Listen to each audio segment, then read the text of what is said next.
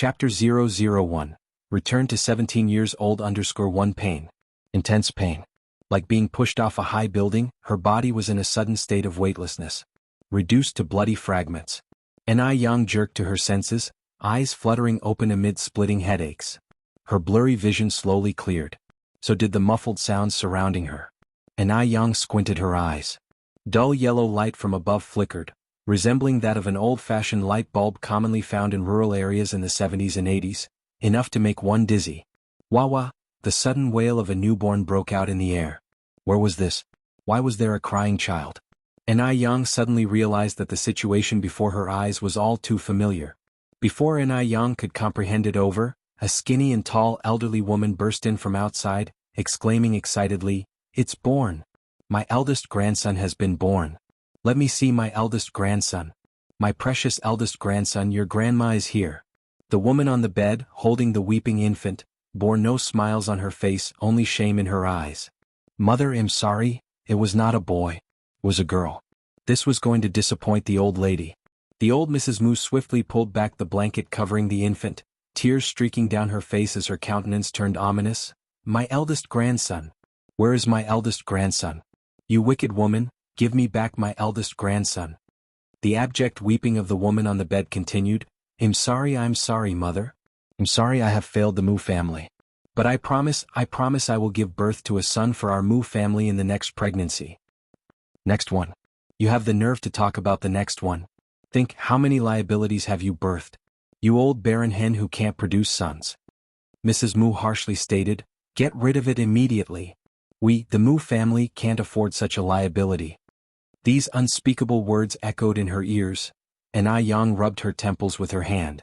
Suddenly, Yang froze. This pair of hands was creamy and delicate, slender beyond measure. Her hands, scarred from time and trials, couldn't possibly be this beautiful. However, the small red birthmark on the tiger's mouth was undoubtedly hers. Yang swiftly understood. These were her hands from when she was younger. If this wasn't a dream, then it was the summer of 1983, the year when she lost everything. At that time her name was Mu Yang. Yang was the name she chose after escaping from this hellish ordeal. She was born into a family that favored sons over daughters. Her mother, Tsuehua, gave birth to 4 daughters, 3 of whom were cast away. Her father, Mu Jinbao, desired a son so much that he kept a mistress. Tsuehua not only served like cattle and horse for the mistress but ultimately died under the heavy torment of that family. And her? She was sold to an old bachelor from the neighboring village by the mistress, suffering endless torment. And that ferocious, foul-mouthed person was her grandmother, Mrs. Mu. Previously, she failed to protect her mother and youngest sister. This time, even if it's just a dream, she will protect her mother and sister. "Grandmother, please don't throw away my sister." Yang shielded her mother and sister with her arms. A harsh slap swung towards Yang from Mrs. Mu, and a bright imprint was left on Yang's face. "Shut up! Loss-generating child. How dare you defy me? Do you want to die?" It hurt so much. A trickle of blood flowed from the corner of her mouth. Yang covered her left cheek. Disbelief filled her eyes. Would a dream cause pain? This was not a dream. She had been reborn. She was back. Despite the dire situation, Yang was still elated. This time she was determined to take charge of her own destiny. To protect the ones around her and resist Mrs. Mu to the end. Yang looked up at Mrs. Mu and said, "Grandma, I am your own granddaughter. When you cursed me as a loss, have you ever considered your own standing?" Mrs. Mu, a woman herself who despised women, was utterly disgusting to Yang. Mrs. Mu was speechless, her murky eyes seemed like they might pop out. This little burden dared to talk back. However, this time Mrs. Mu held back her reprimand. If she were to reprimand Yang, doesn't it indirectly admit that she herself was a loss as well? "You're utterly ungrateful. Move aside or else I'll kill you." Mrs. Mu pushed away Yang and grabbed the baby girl from Quihua's hold. "Grandma, she's also your granddaughter. Please don't throw her away." Faced with this situation, Yang decided to plead with Mrs. Mu. Her sister, just born, would be nothing more than a meal for wild dogs if she was abandoned in the mountains. If you find any errors, ads pop up, ads redirect, broken links, non-standard content, etc., please let us know reports so we can fix it as soon as possible. Chapter 1. Return to 17 years old _1 pain. Intense pain. Like being pushed off a high building, her body was in a sudden state of weightlessness, reduced to bloody fragments. Xianxia jerked to her senses, eyes fluttering open amid splitting headaches. Her blurry vision slowly cleared. So did the muffled sounds surrounding her. Xianxia squinted her eyes. Dull yellow light from above flickered, resembling that of an old-fashioned light bulb commonly found in rural areas in the 70s and 80s, enough to make one dizzy. Wah wah, the sudden wail of a newborn broke out in the air. Where was this? Why was there a crying child? Xianxia suddenly realized that the situation before her eyes was all too familiar. Before Xianxia could comprehend it over, a skinny and tall elderly woman burst in from outside, exclaiming excitedly, "It's born! My eldest grandson has been born. Let me see my eldest grandson. My precious eldest grandson, your grandma is here." The woman on the bed, holding the weeping infant, bore no smiles on her face, only shame in her eyes. "Mother, I'm sorry, it was not a boy. It was a girl." This was going to disappoint the old lady. The old Mrs. Moo swiftly pulled back the blanket covering the infant, tears streaking down her face as her countenance turned ominous. "My eldest grandson. Where is my eldest grandson? You wicked woman, give me back my eldest grandson." The abject weeping of the woman on the bed continued. I'm sorry, mother. I'm sorry I have failed the Moo family. But I promise I will give birth to a son for our Moo family in the next pregnancy." Next one. You have the nerve to talk about the next one. Think, how many liabilities have you birthed? You old barren hen who can't produce sons. Mrs. Moo harshly stated, "Get rid of it immediately. We, the Moo family, can't afford such a liability." These unspeakable words echoed in her ears. Xianxia rubbed her temples with her hand. Suddenly, Xianxia froze. This pair of hands was creamy and delicate, slender beyond measure. Her hands, scarred from time and trials, couldn't possibly be this beautiful.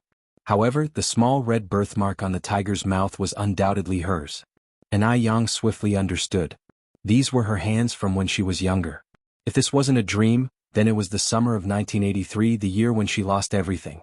At that time her name was Mu Yang. Xianxia was the name she chose after escaping from this hellish ordeal. She was born into a family that favored sons over daughters. Her mother, Xianxia, gave birth to 4 daughters, 3 of whom were cast away. Her father, Mu Jinbao, desired a son so much that he kept a mistress. Xianxia not only served like cattle and horse for the mistress but ultimately died under the heavy torment of that family. And her? She was sold to an old bachelor from the neighboring village by the mistress, suffering endless torment. And that ferocious, foul-mouthed person was her grandmother, Mrs. Moo. Previously, she failed to protect her mother and youngest sister. This time, even if it's just a dream, she will protect her mother and sister. "Grandmother, please don't throw away my sister." Xianxia shielded her mother and sister with her arms. A harsh slap swung towards Xianxia from Mrs. Moo, and a bright imprint was left on Xianxia's face. "Shut up! Loss-generating child. How dare you defy me? Do you want to die?" It hurt so much. A trickle of blood flowed from the corner of her mouth. Xianxia covered her left cheek. Disbelief filled her eyes. Would a dream cause pain? This was not a dream. She had been reborn. She was back. Despite the dire situation, Xianxia was still elated. This time she was determined to take charge of her own destiny, to protect the ones around her and resist Mrs. Moo to the end. Xianxia looked up at Mrs. Moo and said, "Grandma, I am your own granddaughter. When you cursed me as a loss, have you ever considered your own standing?" Mrs. Moo, a woman herself who despised women, was utterly disgusting to Xianxia. Mrs. Moo was speechless, her murky eyes seemed like they might pop out. This little burden dared to talk back. However, this time Mrs. Moo held back her reprimand. If she were to reprimand Xianxia, doesn't it indirectly admit that she herself was a loss as well? "You're utterly ungrateful. Move aside or else I'll kill you." Mrs. Moo pushed away Xianxia and grabbed the baby girl from Xianxia's hold. "Grandma, she's also your granddaughter. Please don't throw her away." Faced with this situation, Xianxia decided to plead with Mrs. Moo. Her sister, just born, would be nothing more than a meal for wild dogs if she was abandoned in the mountains. Chapter 2 Return to 17 years old _2. Xianxia crawled up from the bed, kneeling in front of elderly Moo, crying out, "Mom, I beg you, don't throw her away, I beg you. As long as you don't throw her away, I'm willing to work like an ox and horse for the Moo family." Xianxia is just an honest country woman, uneducated, illiterate. All she knows is to respect her mother-in-law, serve her husband, and bear a son for her husband's family. Now that her daughter is about to be discarded by her mother-in-law, she has no other option but to plead submissively. She dares not refute when she is beaten and scolded by her mother-in-law and husband. Hearing this, elderly Mu was so angry that her face contorted. "You're supposed to work like an ox and horse for the Mu family? You worthless woman who can't give birth to a son. Why don't you just die? You're a jinx. You are our Mu family's jinx. Because of you, our family doesn't have a grandson. Mom, I beg you.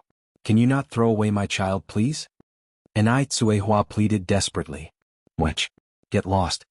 Elderly Mu glared fiercely at Anai Tsuehua, looking as if she could kill her at any moment. Her husband, Mu Jinbao, and elderly Mu are on the same side. He doesn't care about his daughter at all. He dreams of having a son. Mu Jinbao grabbed Anai Kuihua's hair and said viciously, "Scoundrel! Can't give birth to a son and still dare to rebel, huh? Watch me kill you today." Anai Tsuehua cried so much that she ran out of tears. Her life is so unbearably hard. Why doesn't God bless her with a son? What? Anai Yang watched everything in front of her, forcing herself to calm down. Then she suddenly seemed to remember something and knelt down on the ground. "Dad, Grandma, my sister is our family's lucky star. How could we throw our lucky star away?" Mu Jinbao spat with disgust. "Lucky star? I think it's more like a disaster star." Anai Yang said seriously, "Dad, everything I said is true. Last night I dreamed of a fairy, and the fairy told me that my sister is our family's Kaibao girl, our family's lucky star. Not only will she bring prosperity to our family, she will also bring us a little brother. The fairy also said that my sister's feet have 6 small black moles, which are blessings from the fairy to bless our family. If you don't believe it, you can go and see if my sister's feet have 6 black moles." In her past life, when elderly Mu was about to throw her sister away, she heard elderly Mu say, "This worthless child even has 6 black moles on her feet." Luckily, Anai Yang remembered this sentence. Hearing this, elderly Mu squinted and looked at Mu Jinbao. "Jinbao, go and see if it's true." Mu Jinbao immediately walked to the bedside to look. After a while, he joyfully said, "It's true. Mom, it's true. There are really 6 black moles. This is truly miraculous." People are somewhat superstitious in this era. After hearing this, the facial expression on elderly Mu's face changes. "May God bless us. Does this mean the Mu family will finally have descendants?" Elderly Mu was very excited. Anai Yang seized the opportunity to fan the flames. "Grandma, the fairy also said that the little brother has a special connection with Li Shu, and said that the little brother will be coming to our family in a few days." "Li Shu?" Elderly Mu immediately changed her tone and laughed. "Good, good, good. We won't throw her away for now. Let's name her Li Fuxing. Li Shu is pregnant now. Isn't Li Shu the same as Li Shu? Oh my God. The child Li Shu's carrying really is a boy." Thinking about this, elderly Mu was overjoyed. Finally, the Mu family is going to have descendants. This is really a blessing from the gods. Hearing this, Anai Kuihua's face lit up with joy. Holding her child, she quickly kowtowed. Thank you, Mom. Fuxing, let's thank Grandma quickly." "Thank you, Grandma." Anai Tsuehua knew that they owed their gratitude to Anai Yang for what happened today. If not for Anai Yang, her little daughter probably wouldn't have been able to escape the fate of being thrown away. But how did Anai Yang know that her sister had 6 small black moles on her feet? After all, she wasn't there when the baby was born, and the baby had been wrapped up in swaddling all this time, so Anai Yang couldn't have seen her feet. Elderly Mu looked at Anai Tsuehua kneeling on the ground. Her face didn't look good. Enough. Get up now. The clothes from last night have not been washed yet. Go wash them quickly." "Do you expect me to wash them? Gave birth to a worthless child and still want to enjoy postpartum rest? That was impossible." Anai Tsuehua had given birth to 5 children, 3 of which were abandoned. She always returned to work immediately after giving birth. The idea of sitting the month was a distant dream for her. Anai Yin felt sorry for her mother. "It's bad for a woman who just gave birth to do laundry," she interrupted. "Grandma, let me wash the clothes." The old lady Mu picked up a stick and hit Anai Yin with it. "You stupid girl. Born of low status. You think you're off the hook? Go cut grass on the back hill right now. The few goats of our house are still waiting for food."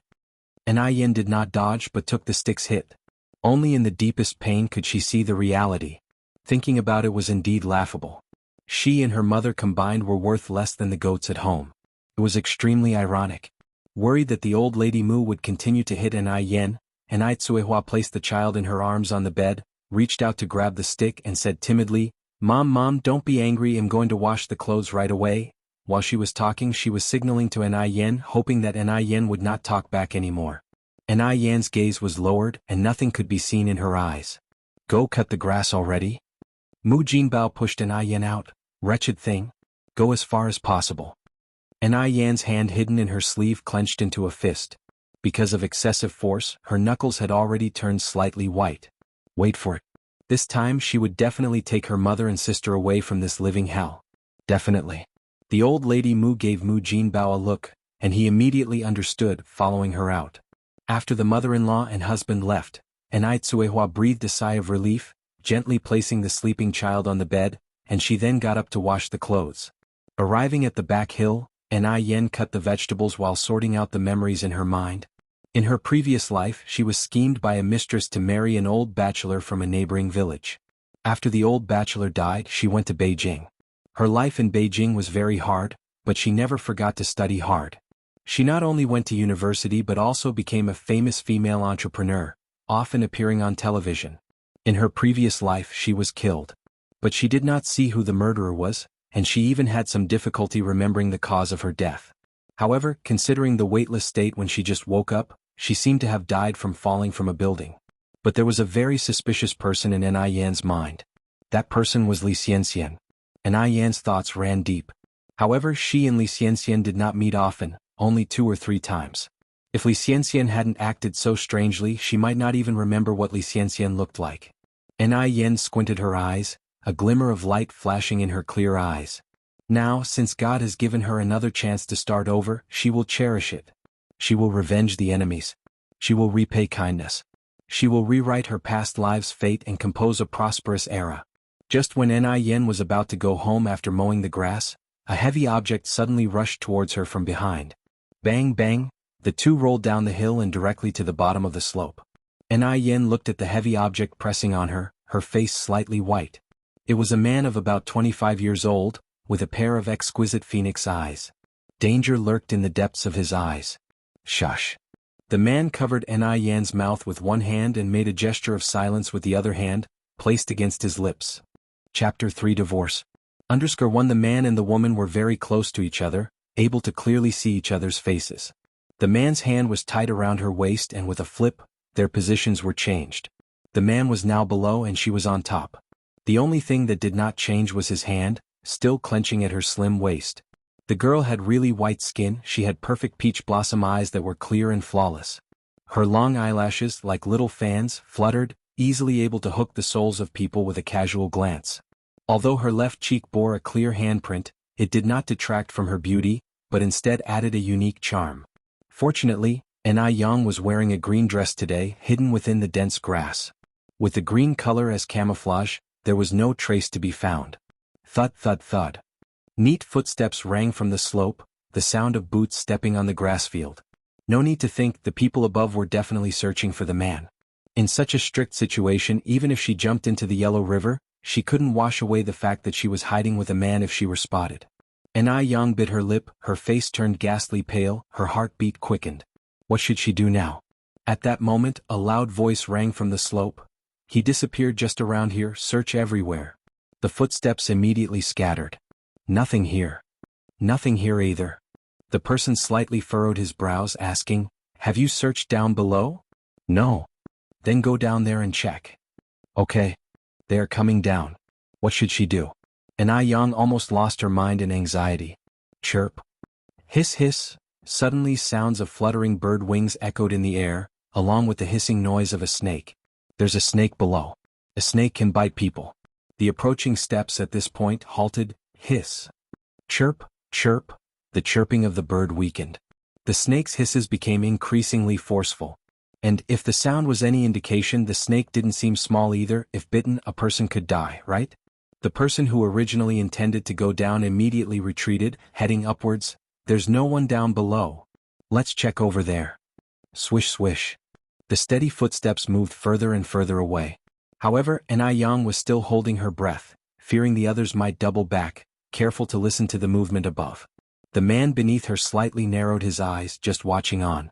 The person who had made those sounds just now was none other than this village girl. He truly couldn't believe that a simple village girl could have such superb mimicry skills. These sort of skills would take decades to perfect under the guidance of a master. But the girl in front of him, she looked no more than 16 or 17. Even if there had been a genuine snake and bird present, one wouldn't have been able to tell the difference. She was that convincing. Truly impressive. And Yang didn't have the leisure to pay attention to his expressions. She only stepped off him after all the men above had left completely. Sitting on the ground, she was panting heavily. She was very smart. Extremely smart and at the same time very calm. How should she put it? She didn't really seem like a typical 16 or 17-year-old village girl. Her appearance was exceptional. Could an ordinary village girl possess such looks and adaptability? The man stood up from the ground, squinting his eyes. What's your name? Yang. And Yang lied about her name. She wasn't stupid, she could tell that this man, with his vicious demeanor, wasn't someone good to deal with. She wasn't going to reveal her real name to him. Anyway, Ying and Yang are quite similar. What's your surname? The man continued to ask. Mu, and Yang replied. Indeed, her surname is Mu now, she wasn't lying this time. How did you learn to mimic voices?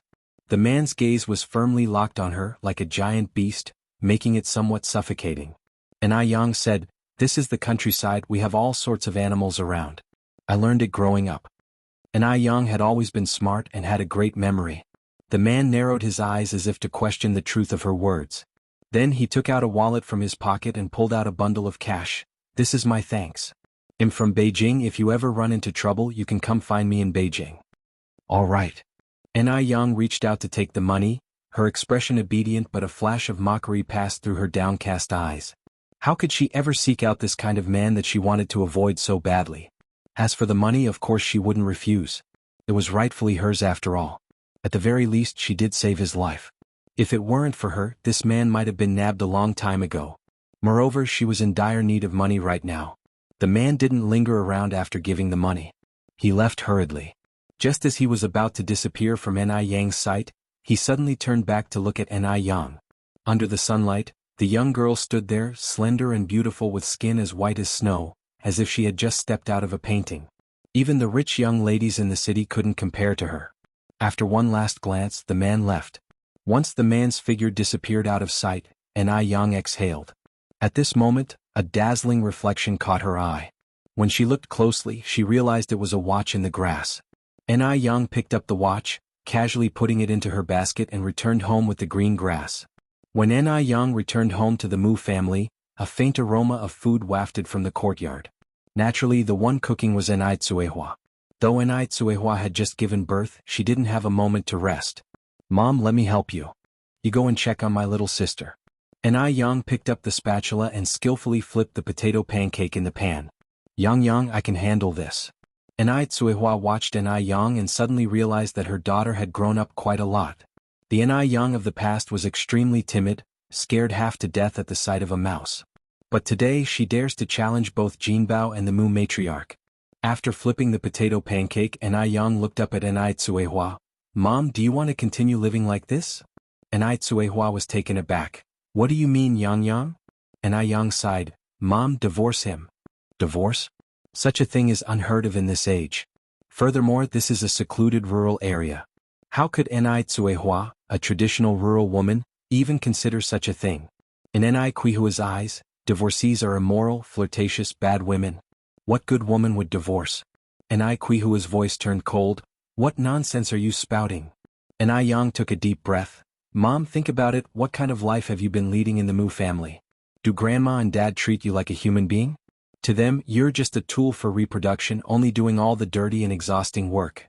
Mom, think carefully, what's the point of staying in this family? If this continues, it's not just my 3 younger sisters who will be thrown out, we might all end up dead. Yang hoped that her mother would come to her senses soon. But she didn't. Tsuehua simply couldn't accept these words because she was used to enduring hardships. She immediately covered Yang's mouth and said angrily, Who allowed you to slander your dad and grandma? You're just a child. If you dare to say such things again, it'll tear your mouth to pieces. Although Tsuehua knew Yang was trying to defend her and everything Yang said was true. But the old-fashioned education Tsuehua received from a young age had taught her that children shouldn't criticize their elders behind their backs. Such behavior was unfeeling. Besides, women were meant to obey their husbands after all. She couldn't resist. Yang sighed. She understood her mother's thinking and knew what her mother was worried about. Let's just wait a little longer until mother sees the truth. Then she will willingly leave this place where people are being consumed. Yang had a plan in her heart. Tsuehua gently touched Yang's reddened face and said hoarsely, "Does it hurt? Yang, does your face still hurt? Your grandma hit you too hard. Yang, listen to me, don't confront your grandma next time, it won't be as simple as a slap next time." Yang slightly lifted her eyes and smiled. "It's okay, Mom, it doesn't hurt, not at all." "Really?" Tsuehua asked incredulously. "Yes," Yang nodded faintly. She had suffered so much in her previous life, what was a little pain to her now? Just at this moment there came a sound of footsteps from the courtyard. The Mu matriarch put on an affected demeanor and yelled, "Where are you people?" "Dead." Tsuehua. "Get out here, don't you know we have guests?" Tsuehua immediately ran out. "Mother Jinbao." "Who is this?" Standing between the Mu matriarch and Jinbao was a plump, good-looking middle-aged woman. The Mu matriarch said, "This is my niece Ashu from my mother's side. Ashu is 9 months pregnant now. Remember to take good care of her. Since Ashu is expecting, any good food or drink in our house should be given to her first. Understand?" Chapter 4 Aunt Ashu _1 The noise outside was quite loud.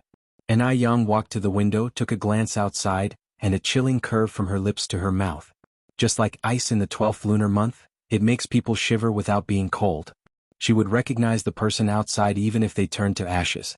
It was Li Shu, Mu Jinbao's mistress, and also the one who cunningly planned to marry her off to an old bachelor. In her memories from the past life, Li Shu indeed had a son. This son, nearly worshipped by Lady Mu and Mu Jinbao, was named Mu Yaozu. But how could someone like Li Shu produce something good? Mu Yaozu was extremely vile. At 5 years old, he caused Tsuehua to miscarry, and at 16 he was sent to prison for rape. He was simply a social cancer. Li Shu lifted a very false smile on her face. "Sister Tsuehua, hello, I am Li Shu, just call me Ashu, I will rely on you in the future." If Li Shu really were Lady Mu's niece, she should address Tsuehua as sister-in-law according to seniority. But she didn't. She was provoking Tsuehua, after all, who was carrying the seed of Mu Jinbao in her belly. Tsuehua was just a hen that can't lay sun eggs. Such a person only good to be her workhorse. Li Shu's facial expression wasn't pretty, but the honest and down-to-earth Tsuehua didn't notice her abnormality, nor what was wrong with her words.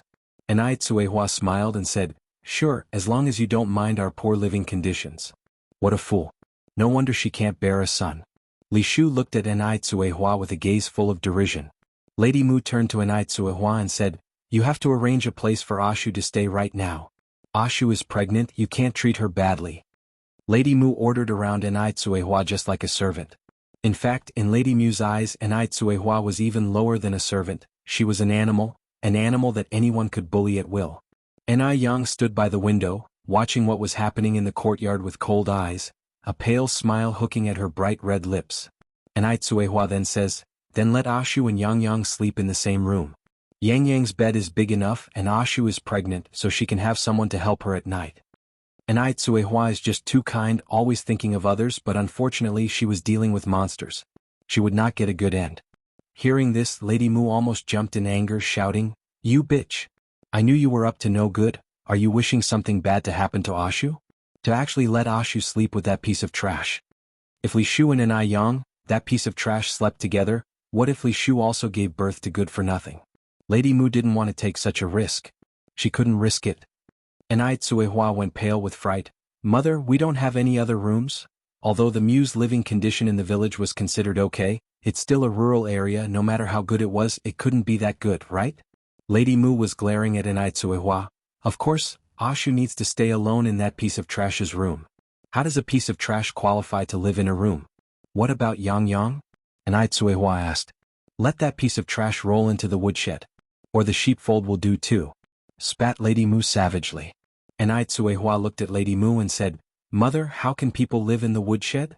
Furthermore, Yang was already so big, how convenient would it be for her to live in the woodshed?" Lady Mu didn't expect Tsuehua to be defiant and scolded directly, "You barren old hen, you're out of control now. Now you dare to talk back to me. If I ask you to move, you move."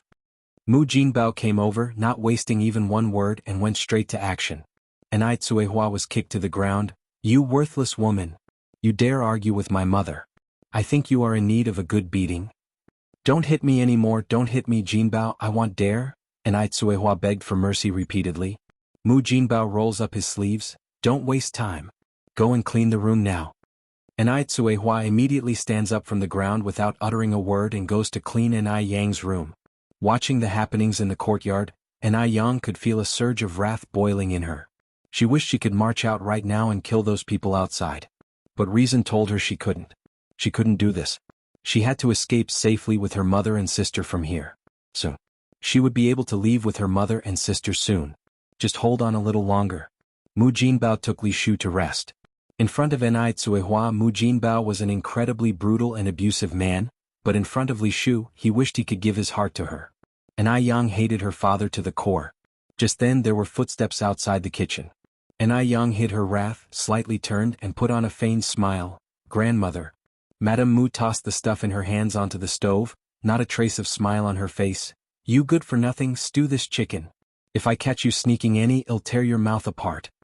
In these hard times when even having a full meal was difficult, how could common folks possibly afford meat? Not to mention the chicken. Unexpectedly, stingy Madame Mu actually bought a whole chicken for her great-grandson. Ai Yang picked up the chicken, returned to her usual meek demeanor and said in a low voice, "I understand, grandmother." Seeing Ai Yang, Madame Mu nodded in satisfaction. That's how a good-for-nothing should behave. After cleaning the hen, Ai Yang put it in the pot to stew. She couldn't chop the chicken up or Madame Mu would suspect her of stealing. While stewing the chicken, Ai Yang seemed to have thought of something, the corner of her mouth curling into a slight smile. Li Shu was an old friend after all. How could she not give her a farewell gift before leaving? Since Li Shu's son, Mu Yaozu, was a scourge on society in his past life, in this life she would turn the scourge into a fool. She would make him incapable of harming anyone again. Mu Yaozu was not innocent, and Ai Yang could consider this as doing a good deed by eliminating the vermin. Ai Yang went to the base of a large tree in the courtyard, where a type of orchid grass grew, bearing purple flowers. The flowers were non-toxic, but the stamen inside the flowers was poisonous. This flower was colorless, tasteless, leaving no trace behind. In this era where prenatal screenings were non-existent, who could find it out? In her past life, it was only after studying medicine that Ai Yang learned the scientific name for these flowers. Ai Yang casually plucked several flowers and walked towards the kitchen. After the chicken soup was ready and Ai Tsuehua came in, "Yang, come let me pass you by and deliver the chicken soup to your Aunt Ashu." The air was permeated with the delicious aroma of chicken soup. Ai Tsuehua couldn't help but swallow saliva. She had never smelled such a savory chicken soup before. It must be delicious. Ai Yang checked that there was nobody behind Ai Tsuehua, carefully took out a bowl of oily chicken soup. "Mom, I secretly poured this out, nobody will find out. Drink it while it's hot." Chicken soup is beneficial for Ai Tsuehua who has just given birth. But how could the ever-obliging Ai Tsuehua sneak a sip of a guest's soup? "I want drink it. Mom's in good health, there's no need for this. Pour it back quickly, I have to deliver it to your Aunt Ashu." Ai Yang didn't say much in response. She lifted the chicken soup and finished it in one gulp. Such a good chicken soup, how could Li Shu benefit from it? "Yang, how could you do something like this?" Ai Tsuehua slightly frowned. Ai Yang's eyes bore a serious look, her words were earnest and filled with emotion. "Mom, that Li Shu is not a good person at all. I'm telling you, the child in her belly is most likely my dad's. They're fooling you. Mom, wake up." Chapter 5 There is a conspiracy _1 Ai Yang's words were well-reasoned and justified. Li Shu is just a pregnant woman. The two from the Mu family who had thrown their own daughter and granddaughter to feed the wolves, would they actually slaughter a chicken and mutton to entertain another's pregnant woman? But Ai Tsuehua is inherently kind-hearted. She believes that the world is as good-hearted as her since she is. At the same time, she also believes that the old Mu lady and Mu Jinbao aren't like that. And besides, she had brought disgrace to the Mu family by not giving birth to a son. How could she dare to question the old Mu lady and Mu Jinbao now? Ai Tsuehua immediately covered Ai Yang's mouth. Yang, you can't talk nonsense like this. They are your grandparents and your father. You, as a daughter, how can you talk about them this way? It's just a chicken, right? Aunt Ashu is pregnant, so your grandmother buying a chicken for her is only appropriate. You can't say such things in the future. If your father and grandmother heard this, they would beat you up. Do you understand? Ai Yang sighed again. Stupid. And Ai Tsuehua is truly foolish. No wonder she was bullied to death in her previous life. And Ai Yang sighed, Li Shu is just pregnant, but my grandmother has made chicken soup for her and asked you to take care of her. Mom, you've just given birth to my little sister. You're weaker than Li Shu right now, but has grandma made chicken soup for you? Haven't you ever wondered why? Why can't you wake up? And Ai Yang closed her eyes, finding it hard to breathe. And Ai Tsuehua also sighed, it's all my fault, I didn't give birth to a brother for you. If I could have had a son, perhaps things would not be this way. She took all the blame onto herself. And Ai Yang continued, it's not your fault that you didn't give birth to a son. It's not your mistake. The sex of a child depends on the father, it has nothing to do with you. Besides, these days everyone is equal, so what's the difference between a boy and a girl? But there's a big difference. Boys can carry on the family name, what can girls do? Haven't you heard the saying a daughter married is like a bucket of water thrown away? The idea that men are superior to women has deeply ingrained in Ni Kuihua's mind, and it's hard to eradicate. And Ai Yang's eyes were cold, Mom, you're a woman too. You can't belittle women. If you look down on yourself, who will respect you? And Ai Tsuehua retorted, regardless, girls are inferior to boys. Look at our village, doesn't every family have a man as the head of the household? Yang, you are still young and it's normal that you don't understand these things. You'll understand when you get married and have your own family. And Ai Yang closed her eyes, the one who is stubborn now is you. What paper? And Ai Tsuehua was bewildered. She's illiterate and lacks formal education, how would she know what being stubborn meant? And Ai Yang sighed, forget it, anyway and Ai Tsuehua will see the reality soon. There's no point in talking more at this point. Seeing that and Ai Yang didn't continue and Ai Tsuehua said, Yang, I'm sorry. Your room is being occupied by your Aunt Ashu as per your grandmother's orders. You might have to stay in the firewood room for now. I'm sorry I failed to protect you, your mother is not competent. And Ai Yang wiped the tears off Ni Kuihua's face, her voice flat. It's okay Mom, I'm not scared, don't cry. It's just the firewood room, what's there to be afraid of? After all, she won't be staying there long. And Ai Tsuehua looked up at Ai Yang. Yang, you shouldn't resent your grandmother either. It's just that our home doesn't have enough rooms. It's my fault too. If I could have given you a brother, you wouldn't have had to suffer these indignities and you wouldn't have had to drop out of school. And Ai Yang, only 17, had already dropped out of school. It wasn't that the family couldn't afford Ai Yang's schooling. It was the old lady Mu who didn't allow her to continue. In the old lady Mu's eyes, Ai Yang was a losing bet. Why would she waste money on a losing bet? And Ai Tsuehua thought if she could have a son, the old lady Mu would definitely not be like this. Alas, it's her incompetence, causing her daughter to suffer alongside her. And Ai Yang said, it's not your fault, Mom. Really, it's not your fault. And Ai Tsuehua wiped her tears and took the pot of chicken soup that was already cooked. He'll go and deliver this chicken soup to your Aunt Ashu. You clean your mouth properly, don't let your grandmother find out you've been sipping the soup. If the old lady Mu knew that Ai Yang was sneaking sips of chicken soup, she would certainly beat Ai Yang to death. I remember before Madame Mu once beat Ai Yang half to death. And Ai Tsuehua brought the chicken soup to Li Shu's room. Seeing the chicken soup, Li Shu laughed, Sister Tsuehua, I won't stand on ceremony with you then. And Ai Tsuehua laughed, we are all family, no need to be polite. Even though there was a whole chicken and a big bowl of chicken soup, Li Shu finished it all by herself with ease. Because people in this era generally didn't have much to eat, they all had a healthy appetite. After she finished the chicken soup, Li Shu went for a walk in the village and before she knew it, she arrived at the village office. Why did she go to the village office? Because the village office had a phone. But at that time, calling charge was quite expensive, 5 cents per minute. Li Shu paid for 5 minutes. Picking up the handset, she lowered her voice, Xianxia, I've made it to Mu Jinbeo's house now. The person on the other end of the call was nobody else but Li Shu's daughter, Li Xianxia. Li Xianxia was pleased, that's good Mom. You have to give birth to my little brother in the Mu family. By the way, is Mu Jinbeo's daughter named Ai Yang? Ai Yang? Li Shu frowned slightly, no, her name is Mu Yang.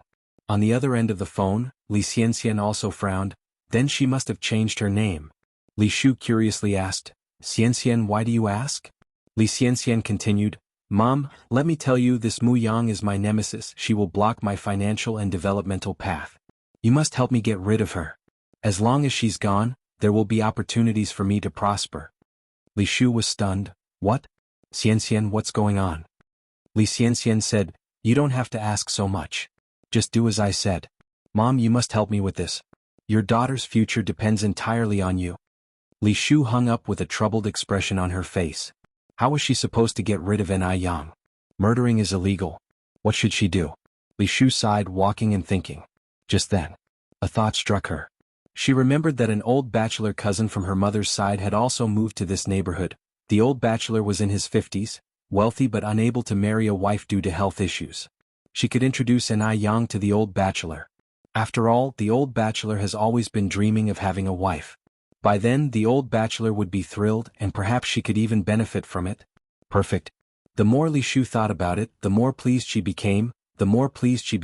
Her lips curved into a triumphant smile, and she moved briskly in the direction of the old bachelor's house. Coming out of the old bachelor's house, Li Shu maintained her triumphant smile. At dinner, Li Shu attempted to strike up a conversation with N.I. Yang. Oh my! Yang is such a beautiful girl. N.I. Yang was indeed beautiful. Just turning from her pair of exquisite peach blossom eyes, one could not help but fall for her. Which family in this area did their daughter look like this? She was so beautiful that it made people jealous. N.I. Yang was nibbling a steamed bun, pretended not to hear Li Shu's words. Thud. At that moment, a sound of a table being hit echoed in the air. Useless thing. Are you mute? Your Aunt Ashu is talking to you. Don't you know to answer? Chapter 6 Good show underscore 1. Who else could it be banging on the table if not old lady Mu? N.I. Yang didn't say a word. With a laugh, Li Shu smoothed things over. It's all right, kids will be kids. Don't be mad at her, auntie. Cold iciness filled N.I. Yang's downcast eyes. Li Shu sure knows how to play the good Samaritan. Does she really think N.I. Yang is unaware of her ulterior motives? N.I. Yang remembered being fooled by Li Shu's fake facade in her previous life. Li Shu had sold her to an old bachelor for 500 yuan. It wasn't until much later that N.I. Yang discovered the true relationship between Li Shu and that old bachelor. It was disgusting. Even after a long time, every time N.I. Yang recalled those experiences, she felt a chill run down her spine. Who would believe that such nightmares akin to hell were actually real, if they hadn't personally experienced them? N.I. Yang simply kept her head lowered. In the eyes of others, she was simply a timid little country girl. Li Shu looked at N.I. Yang with a sneer. This little country bumpkin, she wondered what she could achieve in the future to make Li Xianxia so scared. As far as Li Shu was concerned, N.I. Yang wasn't even fit to lace Li Xianxia's shoes. Upon hearing Li Shu speak, old lady Mu's expression softened a bit. She chuckled and said, Ah Shu, you are always so kind, not like this ungrateful girl. You ungrateful girl, aren't you going to thank your Aunt Ashu? N.I. Yang looked up at Li Shu, stuttered and said, Thank you, Aunt Ashu. Li Shu laughed, feeling very satisfied, convinced she had N.I. Yang completely under her control, ready to manipulate at will. You're welcome, we're all family here, come on my dear, eat more. Li Shu put a chicken leg in N.I. Yang's bowl. Even old lady Mu was stunned. She couldn't even bear to eat that chicken leg herself, having saved it for her beloved grandson, and Li Shu had given it to that money-losing wretch. N.I. Tsuehua was also surprised at Li Shu, moved to tears. It seemed she had misunderstood Li Shu before. Li Shu was a good woman. In the future she would take good care of Li Shu. N.I. Yang of course did not let go of the chicken leg. She immediately took a big bite and mumbled, Thank you, Aunt Ashu. You're really nice. You're even better than my mom. Li Shu said, Good girl, eat more, you're too thin. So pitiful. She was about to be sold to that old bachelor. And who knows what kind of torment she will endure. A sinister smile tugged at the corner of Li Shu's mouth. As Li Shu had a score to settle, after the meal she specifically called old lady Mu and Mu Jinbao together to chat. After a roundabout discussion, Li Shu asked, Mother Jinbao, is Yan still in school? Upon hearing this, old lady Mu looked disgusted. Why mention that wretch all of a sudden? Just a wretch, her sheer mention would ruin the mood. One can imagine how N.I. Yang usually lived in the Mu family. Mu Jinbao responded, In school? Who's got the money to send her to school? We don't have the money for her to go. She was tutored by the literacy class in the village for a while, but she's dropped out long ago. Li Shu chimed in, That's right, girls get married off sooner or later, there's really no use in going to school. As the saying goes, a daughter married off is like a bucket of water thrown out. Old lady Mu liked what she heard and happily said, Indeed, Ashu understands me, not like that N.I. Tsuehua who only knows how to enrage me. She even had the audacity to ask me to pay for that wretch's education. She's shameless. Her money was for her beloved grandson's upbringing, not for a hopeless cause. Li Shu then asked, If Yanyan is not going to school, then is she engaged? In the rural areas of this era, girls had no status at home. Their parents, fearing a wastage of food, mostly married them off early. Many girls were already married by the time they turned 15. Moreover, the family was also raising a child bride. And Yang was 17, the age when it was time to talk about marriage. Hearing this, Mu Jinbao shook his head. Not yet, but we're asking someone to look for opportunities. The main reason was to collect a larger dowry, but at that time in the rural areas there were too many girls and none were wanted. The situation was financially difficult for everyone. It was tough to collect a large dowry. So, the marriage affair of Yang had been put on hold. Otherwise Yang would have been married a long time ago. Lady Mu stated, "We, the Mu family, have raised the money-losing girl for 17 years. We can't let her get married on the cheap." Li Shu chimed in, "Mom, you're right. There is a good marriage opportunity available here, would you like to listen?" Old Lady Mu trusted Li Shu a lot, so she responded, "Ah Shu, I trust you. Go on and tell me." Li Shu said, "My cousin has been struggling to find a suitable wife. He heard that Yang is only 17 this year and is very beautiful, so he offered to buy Yang for 200 yuan. Mom, what do you think?" Bought. Li Shu was talking about buying. And Ai Cuihua was also bought by Mu Jinbao. A bought wife can't return to her maiden home. It was like signing a slavery contract. That's why the Mu family dared to bully Ai Cuihua so unreasonably. In fact, Ai Cuihua has a brother who has not visited the Mu family in all these years. Ai Cuihua, who was bought for a few yuan, never thought her daughter could be sold for 200 yuan. This was 200 yuan. For that era 200 yuan was a huge sum. You must know that at that time, the price of salt was just 1 cent per kilogram. A kilogram of pork was just a few cents. Old Lady Mu never dreamed that Yang could be sold for 200 yuan. "Ashu, is that money-losing girl really worth that much?" Li Shu laughed and said, "Mom, listen to you, I could cheat anyone but not you. And the person offering this is my cousin. He told me himself." Hearing this, Old Lady Mu was almost laughing her eyes out, and Mu Jinbao was also very happy. Listening to the discussions in the room, Yang's face was filled with sarcasm. Just as in her previous life. On the first day of Li Shu's arrival, she couldn't wait to sell her. A saying from the future couldn't be more accurate. The most fearful thing in the world is not ghosts but people. Yang narrowed her eyes slightly, stepped lightly to leave, and dragged Ai Cuihua out of the house. The darkness of the night effectively concealed their figures. "Mom, lower your voice, listen to what my father and grandmother are discussing in the room." "What?" Ai Cuihua was somewhat puzzled. Yang directly raised her hand to cover Ai Cuihua's mouth. "Listen carefully." Ai Cuihua stared blankly at her daughter. The moonlight tonight was beautiful, shining evenly on Yang, as if coating her with a silver hue.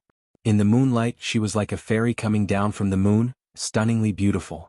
It must be said the changes in Yang were too pronounced. At this moment the voices in the room were heard again. "Mom Jinbao, if you agree to sell Yang to my cousin, tomorrow Jinbao and I will go over there, to finalize things quickly to avoid unnecessary delays." Ai Cuihua frowned slightly. Generally speaking, shouldn't Li Shu call Old Lady Mu as auntie? Why did she call her mom? Did she mishear? Before Ai Cuihua could react, Old Lady Mu's voice came from inside the house again. "Ashu, are you saying that money-losing girl can actually be sold for 200 yuan? "Absolutely."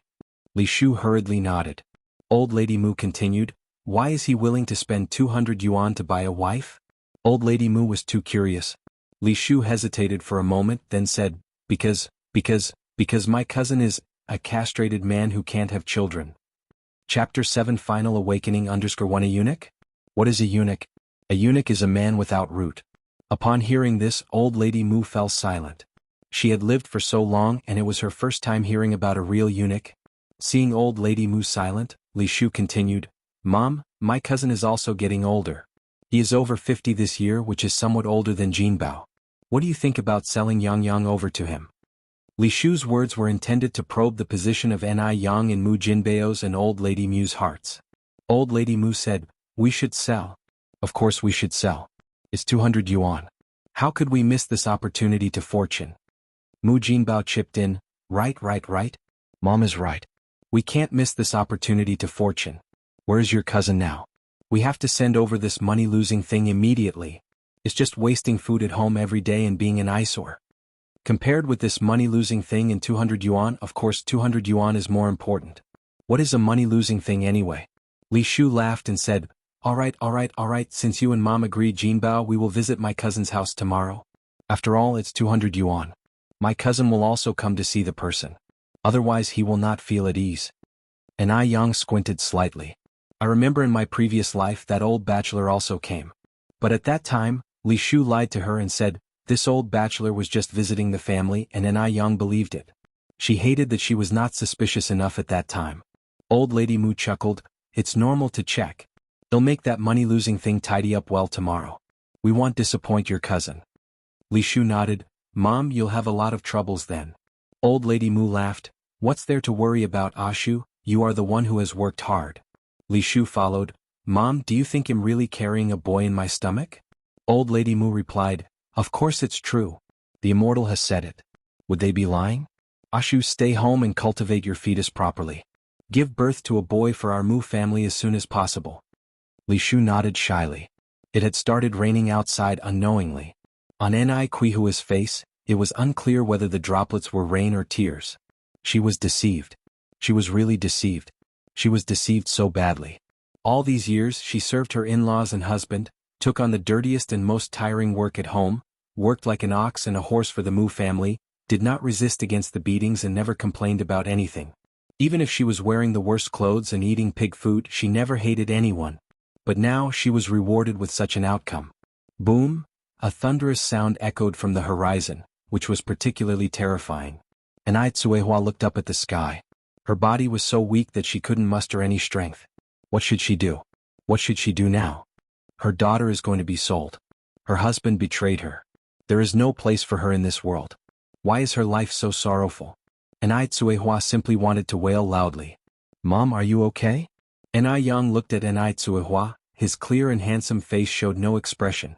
His calmness was beyond comprehension. I'm fine, Tsuehua stuttered, biting her lower lip. Her face was terribly pale. Yang sighed, led Tsuehua to sit down under the firewood room. Mom, don't cry. A woman's fate is in her own hands, crying won't solve anything. Tsuehua hugged Yang tightly and choked up. Yang, I'm sorry I failed you. I'm not capable, I couldn't protect you. I'm sorry. Tsuehua cried her heart out. Yang patted Qihua's back gently. Mom, we can't stay in this home anymore, staying here only means death. Let's get a divorce. Divorce again. But could she really get divorced? She is a woman with 2 children. If she divorces, how will she live in the future? And besides, a woman who divorces will be looked down upon. After divorce, where would they go? Tsuehua didn't know how to answer Yang. Without a man, how would they survive? Even if it meant death, Tsuehua dared not divorce. In this feudal era, convincing a woman to divorce is incredibly difficult. Yang continued, Mom, if you are unwilling to divorce, my younger sister will end up the same as me when she grows up. They will sell her to an eunuch. Afterward, Li Shu will be the mistress of this house, and there will be no place for us here. Mom, wake up. An eunuch? Her daughter would be sold to an eunuch. Qihua's face turns pale. This cannot happen. She must protect her daughters, even at the cost of her own life. She must protect her 2 daughters. Tsuehua stops crying, clutching a wooden stick tightly. Looking at Qihua's emotional changes, Yang sobbed, Mom, can I beg you? I really don't want to marry a eunuch, I really don't want to. Hearing Yang's crying, Qihua's heart clenched painfully. Yang, stop crying. Tsuehua hugged Yang, sobbing, all right Yang, I'll listen to you. Hearing this, a faint smile appeared at the corners of Yang's mouth. Mom, you must start to stand up from now on. Don't worry, I will take you and my younger sister away from here. Under the night light, Yang's attractive peach blossom eyes shone brightly, outshining all the stars in the sky. It seemed like Tsuehua was seeing her daughter for the first time, and she nodded firmly. With a crisp crowing of a rooster, the day broke in the blink of an eye. The sun slowly rose from the east, and the air was filled with the fresh smell left after a rain. Tsuehua was making breakfast in the kitchen. This morning, the Mu family was not home, and the small kitchen was filled with the aroma of fried eggs and sesame oil. Yang. Tsuehua waved at Yang. Mom? Yang walked over. Tsuehua scooped up 2 fried eggs from the pot. Eat these quickly. After a night of thinking, Tsuehua had finally come to understand. She wouldn't be so foolish anymore. Yang smiled. "Mom, what about you?" And Tsuehua replied, "Don't worry, Mom's already eaten. These two are saved for you." Although it was just 2 fried eggs, it was the most delicious thing Tsuehua had ever eaten. When she was with the Mu family she could never even taste any meat. Yang nodded and ate both fried eggs. After dinner, Tsuehua quickly washed the dishes, while Yang went out. Tsuehua was always honest and compliant. No one in the Mu family would ever find out that she had been eating eggs secretly. Yang didn't go out to play. She had something much more important to do. In her memory, a high-ranking official was visiting the countryside for inspection work with his secretary. She could ask the official for help. Ordinarily, Yang should not remember the inspection work of such an official so vividly. But because the official encountered bandits on the road, who ended up stabbing him a few times. Without immediate first aid, the official and his secretary died. That incident created quite a commotion, causing panic among the people. Yang hurriedly walked down the path from her memory, and when she got to a dense thicket, she saw 2 figures sitting by the road. There was a pool of blood on the ground. One of them saw Yang and weakly said, "Little comrade, over here, over here." Chapter 8 Done_1 This road was extremely quiet, seldom used by people. This was why it took more than 10 minutes before anyone noticed the criminals had fled. During this time there was no smartphone or pager, they had no way to contact the outside world. They were severely injured and could only sit by the road at the mercy of death. At this moment a person finally came by. Though it was just a little girl, she filled the two with hope. How wonderful! They were saved. They were finally saved. Yang ran over. "Uncles, what happened to you two?" The slightly older man replied, "Little girl, it's not safe here.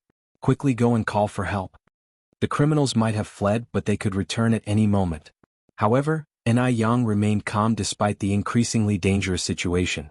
With a serene expression, she took the 2 men's wrists in her hands. "Uncles, your wounds are severe. If I run back now to call for help, it may be too late for you." Upon hearing this, the middle-aged man was taken aback. "Yo, young comrade, do you possess medical skills?" It was inconceivable that such a young girl would have such knowledge. They were destined not to die. Yang nodded. "Uncle, please preserve your strength by remaining silent." In her previous life, she was in the catering industry, where medical skills were indispensable. Among the 2 men, one was more seriously injured than the other. Yang chose to treat the more severely injured first.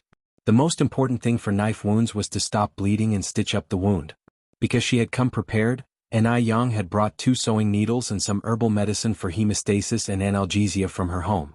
Given the limited conditions, she could only make do with the sewing needles. She took out a sewing needle and then said, "I am going to stitch your wound now, it might hurt a bit, so bear with it." "Okay," the man responded with a nod. Yang calmly stitched the man's wounds, her face showing a level of calm that was devoid of any extraneous expression, as if she was merely sewing clothing. After stitching the wound, Yang applied the hemostasis herbal medicine to it. The man sucked in a cold breath due to the pain, but the wound indeed stopped bleeding. After treating this man, Yang then cared for the middle-aged man. About 10 minutes later, Yang wiped the sweat from her forehead. "Uncles, your lives are no longer in danger." After receiving treatment, their physical condition improved considerably. The middle-aged man expressed his gratitude. "Comrade, you are truly remarkable. Could I trouble you for one more thing?" "Go ahead." Yang responded. The middle-aged man then said, "My surname is Zhou, my name is Zhou Changzheng. I came from the township. Could you help me to make a trip to the township?" At present they could still not walk due to the severity of their wounds. Yang nodded, "No problem." Zhou Changzheng pointed to the bicycle roadside. "Young comrade, you can ride my bicycle. Just go to the police station. After explaining the situation they will come back with you." "Okay, I will go now." Yang hopped on the bicycle and pedaled swiftly toward the township. Yang successfully arrived at the police station. The officer's face turned pallid when he heard the situation. He immediately dispatched officers and an ambulance, before accompanying Yang back to the scene. After examination, the doctor exclaimed in fear, "Mr. Zhou, thank goodness that young lady treated you in time. If it was any later, your life could have been in danger." Zhou Changzheng asked, "How is Secretary Wu?" The doctor soothed, "You don't need to worry. Secretary Wu is also fine." "That's good," Zhou Changzheng sighed with relief. "We must thank that young comrade. Where is she now?" The doctor said, "She's outside, I'll call her in," and Yang was summoned to the ambulance. Zhou Changzheng asked, "Young comrade, what's your name?" Anai Yang replied, "Uncle Zhou, my name is Anai Yang. I live in Dam Village." After hearing Anai Yang's words, Zhou Changjing nodded. "Young comrade, don't worry.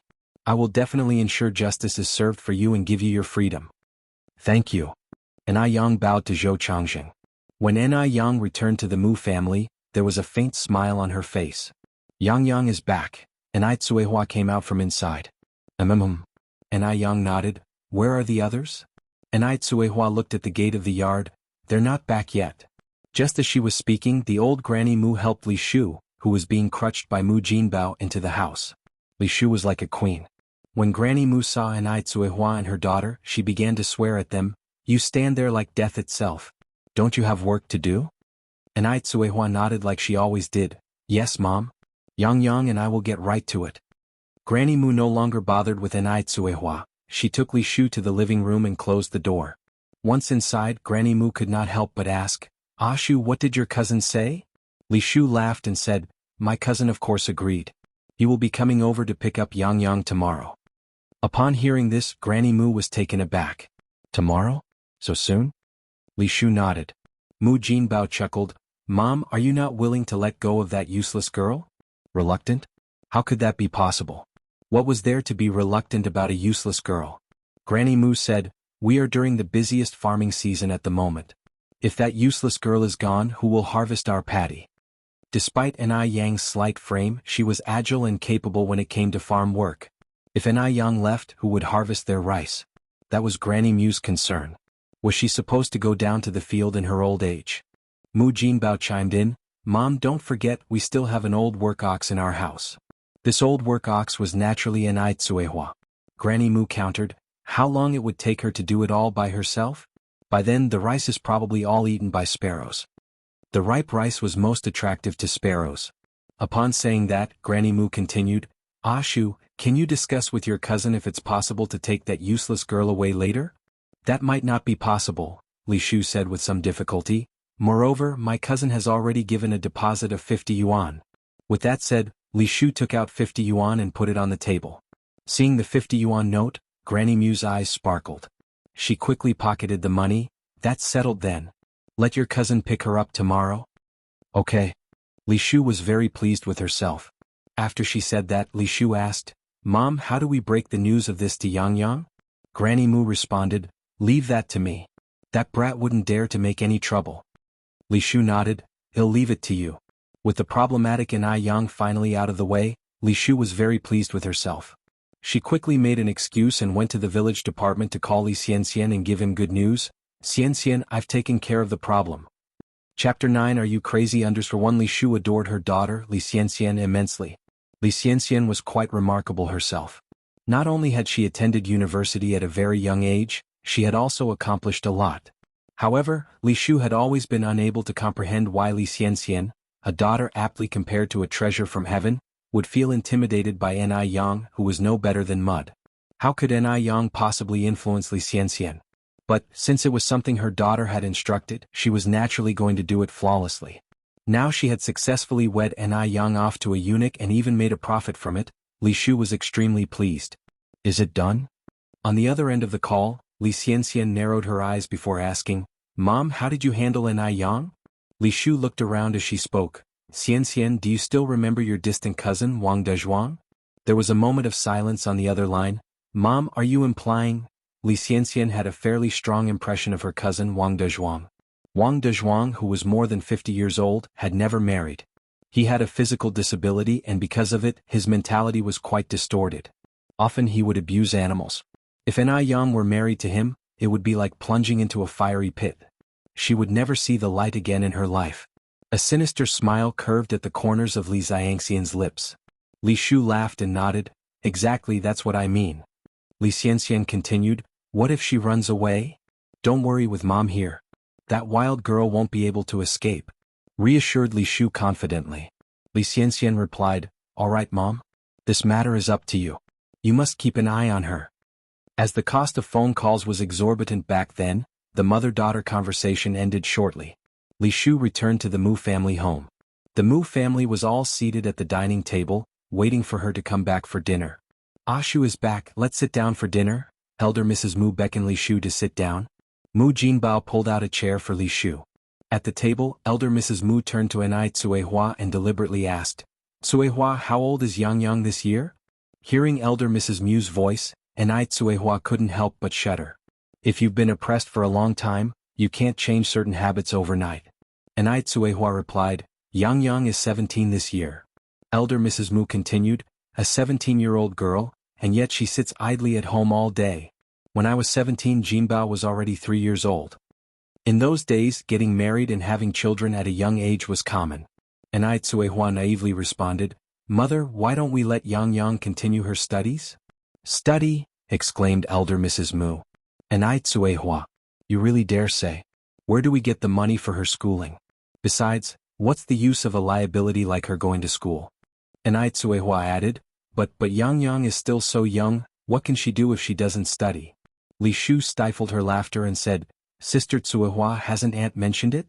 When she was 17, Brother Jinbao was already 3 years old. I think Yang should marry early. Then we, her maternal family, can benefit from it. Otherwise she's just wasting food at home. Li Shu didn't bother hiding her intentions in her words. That's because Enai Tsuehua was just a fool in front of her. Enai Tsuehua burst into fury at that very moment. Li Shu, our family's business doesn't seem to be your concern, an outsider. Slam.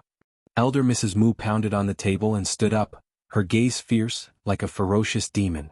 Enai Tsuehua, you barren wretch. Who's the outsider? I think you're asking for it, Jinbao. Mu Jinbao immediately rolled up his sleeves and stood up. You wretched woman, say that again. Beating his wife was a regular affair for Mu Jinbao, who told Enai Tsuehua not to be capable, not making a son.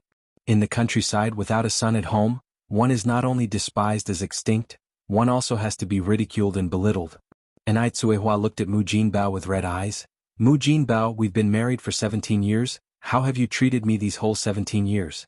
You have either beaten me or insulted me every day, you never once had a kind face for me.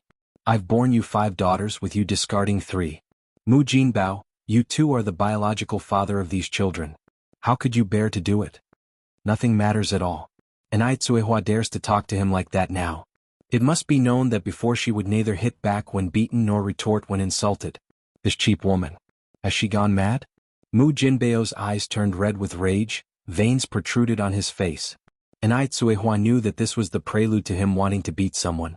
Every time Mu Jinbao wanted to beat someone he put out this ghost-like appearance. And each time he would beat her to within inches of her life. His methods were shocking to everyone. Remembering those experiences, Enai Tsuehua shuddered with fear. Mu Jinbao raised his fist to hit Enai Tsuehua. Enai Tsuehua was gripped with terror and momentarily forgot to resist.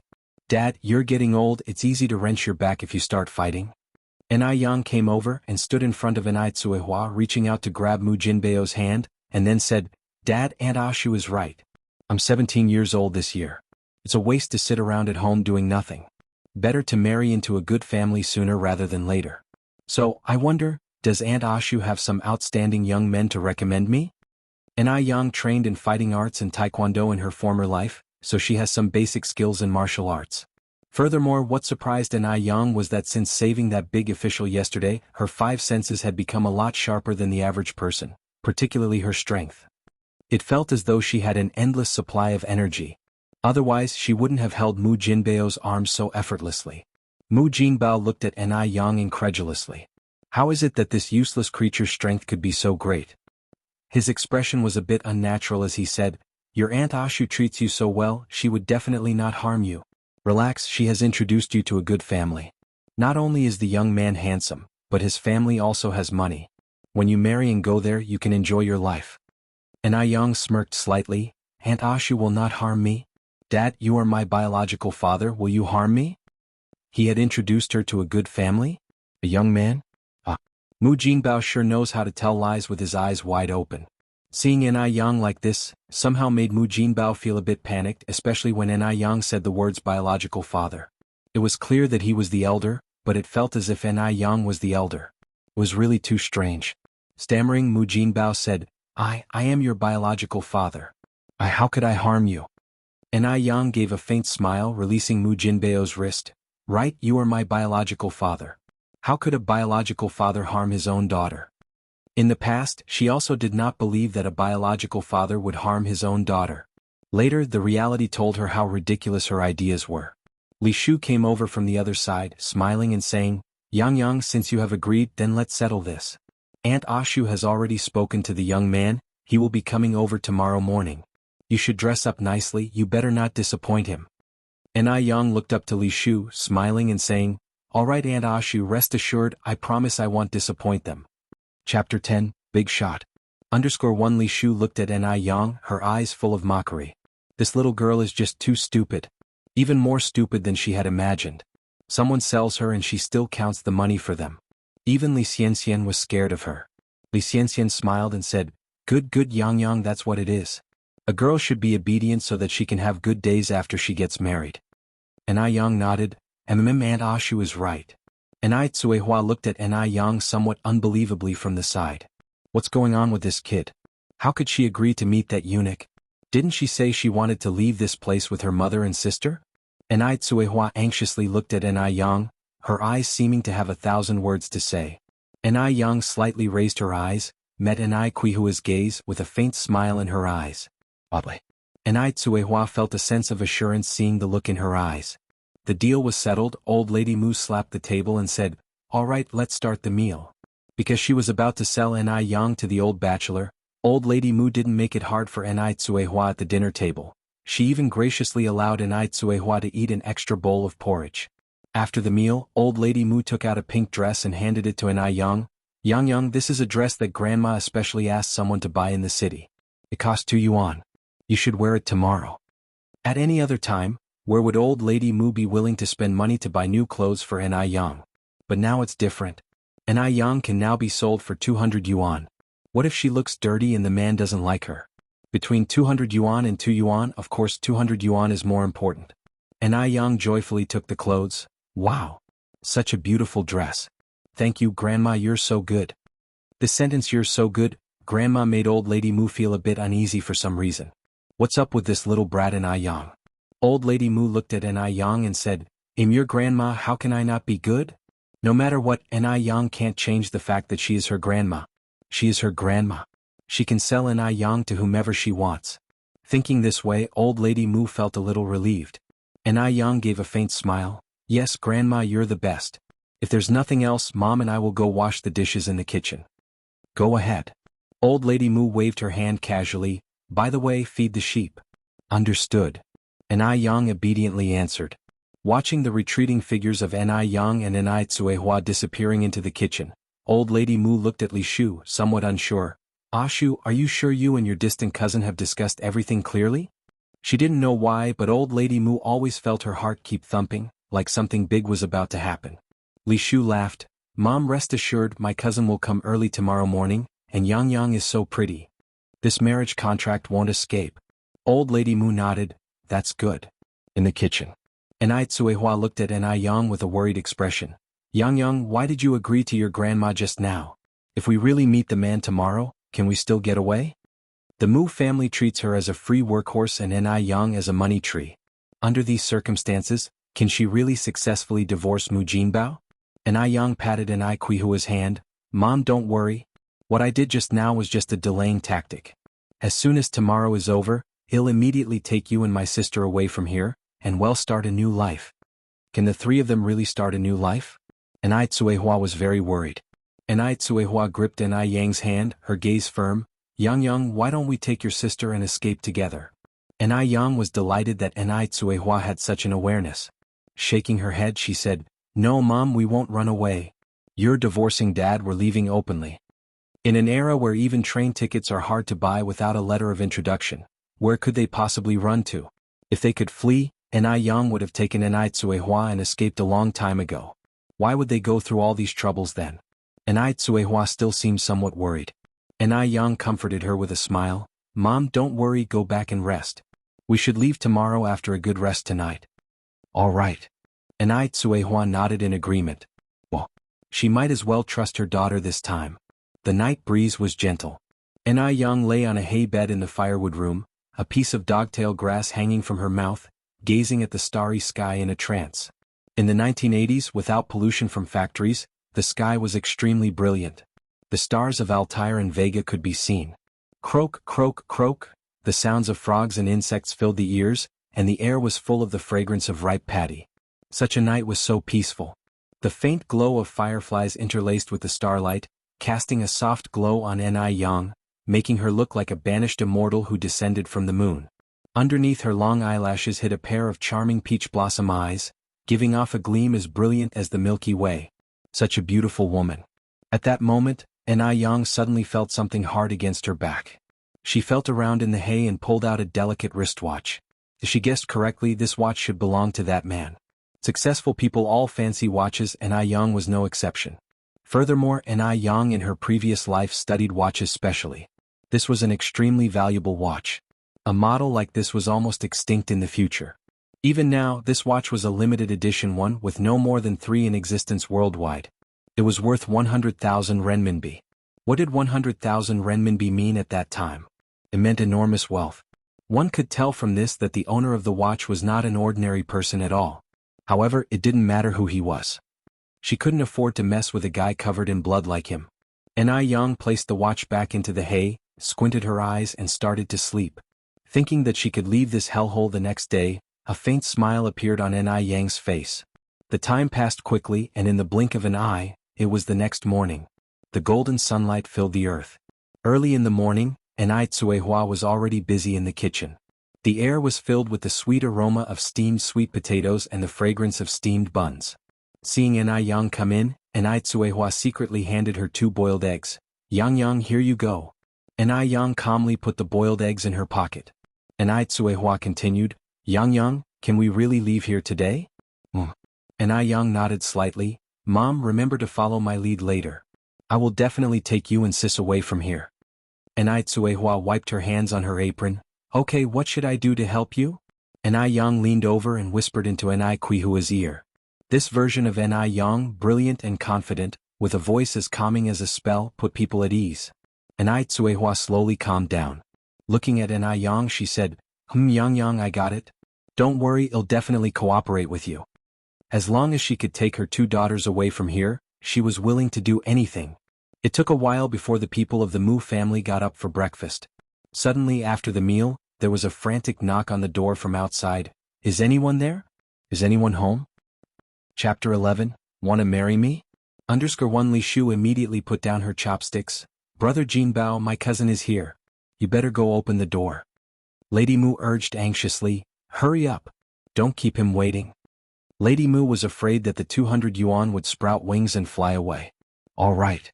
Mu Jinbao put down his bowl and chopsticks and quickly ran to the door.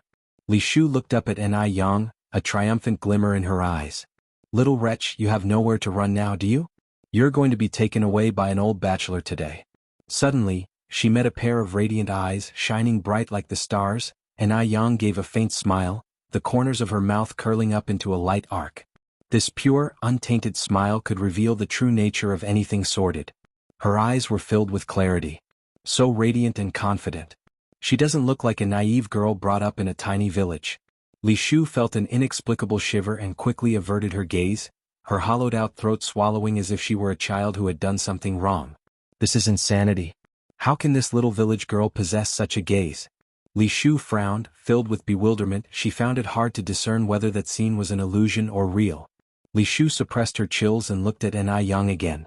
Li Shu, with her forehead crinkled, looked back at Yang who sat opposite her.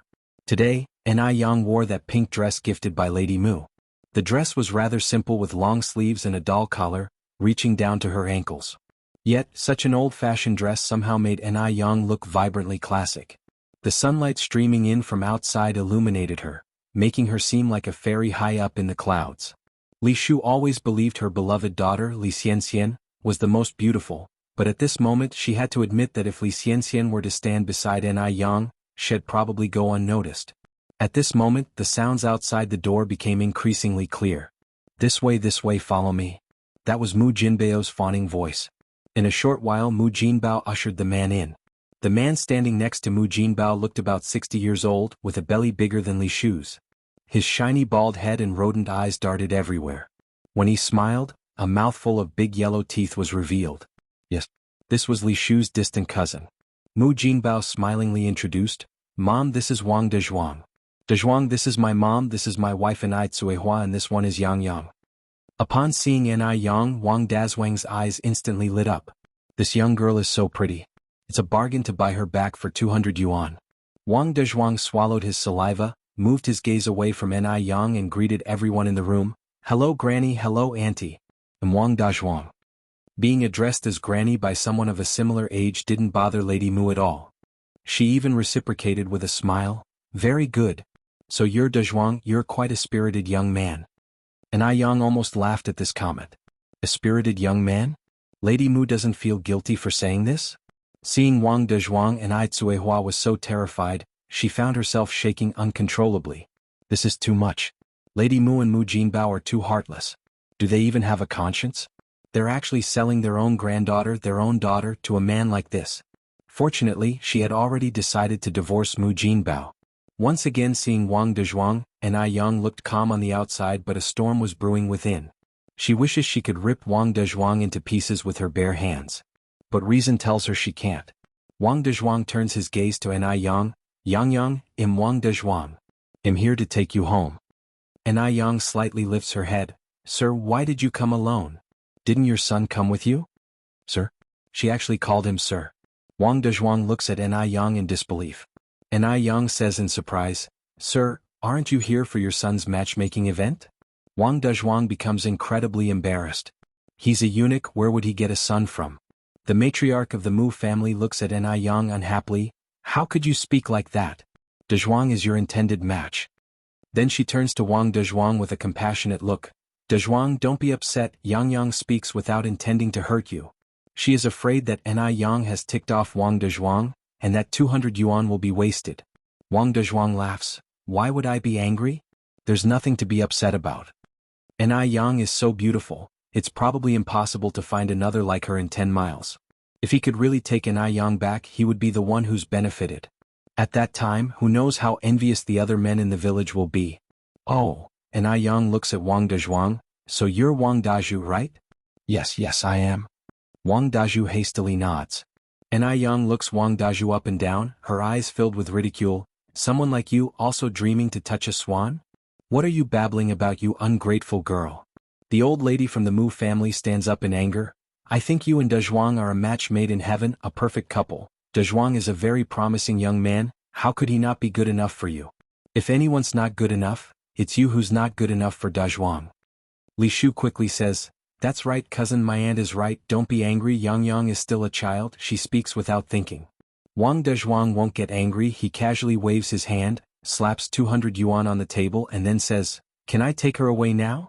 No matter how tough or thorny Anai Yang is right now, he has his ways to handle her. Hold on. The old lady from the Mu family speaks up at a critical moment. What's wrong? Wang Dezhuang says, I've paid the money, do you have any doubts? The old lady from the Mu family continues, You can't take her away right now. Why? Wang Dezhuang becomes impatient.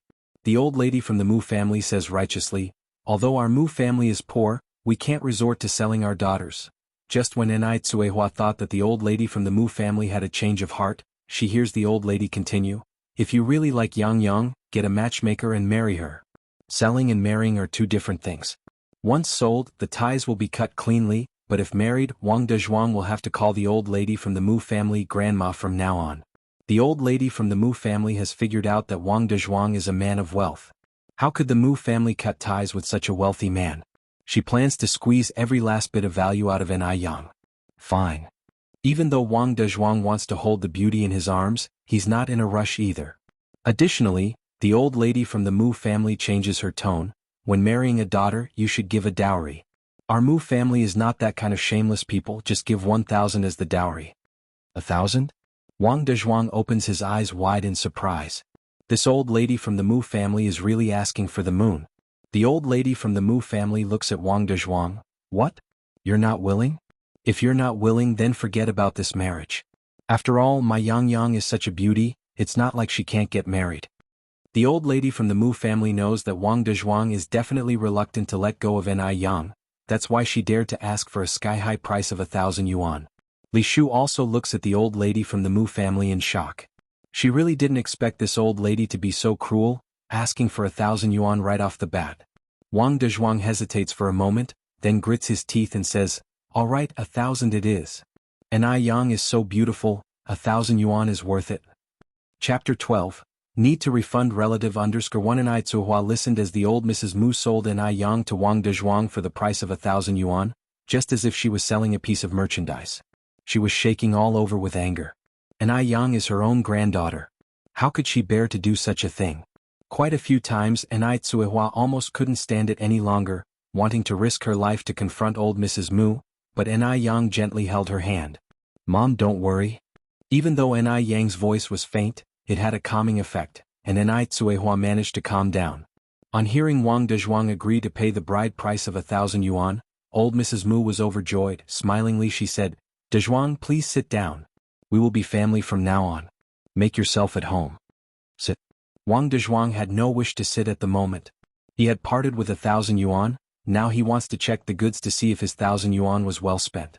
Wang Dazhuang's eyes kept darting around Yang's body, brimming with lasciviousness. Tsuehua slightly frowned, protectively standing in front of Yang, glaring at Wang Dezhuang.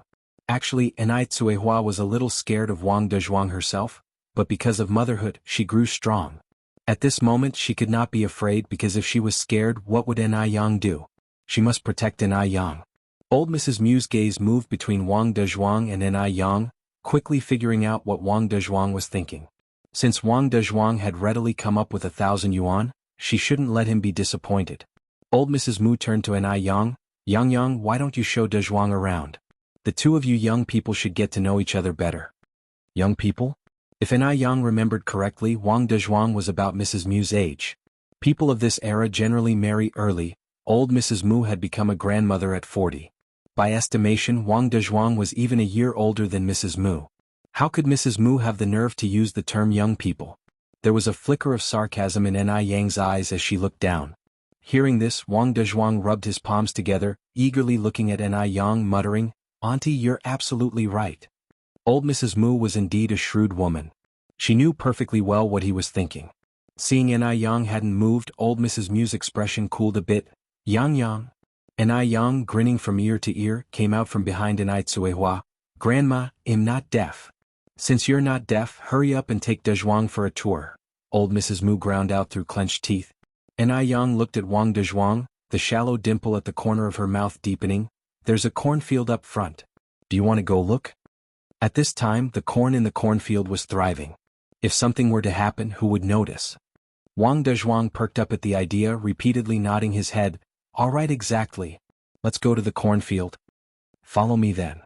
As she turned, Yang gave Tsuehua a reassuring look. Wang Dezhuang immediately followed Yang's steps. Seeing Yang obediently following orders, old Mrs. Mu was momentarily satisfied. Yang was really too naive. She actually took Wang Dezhuang away.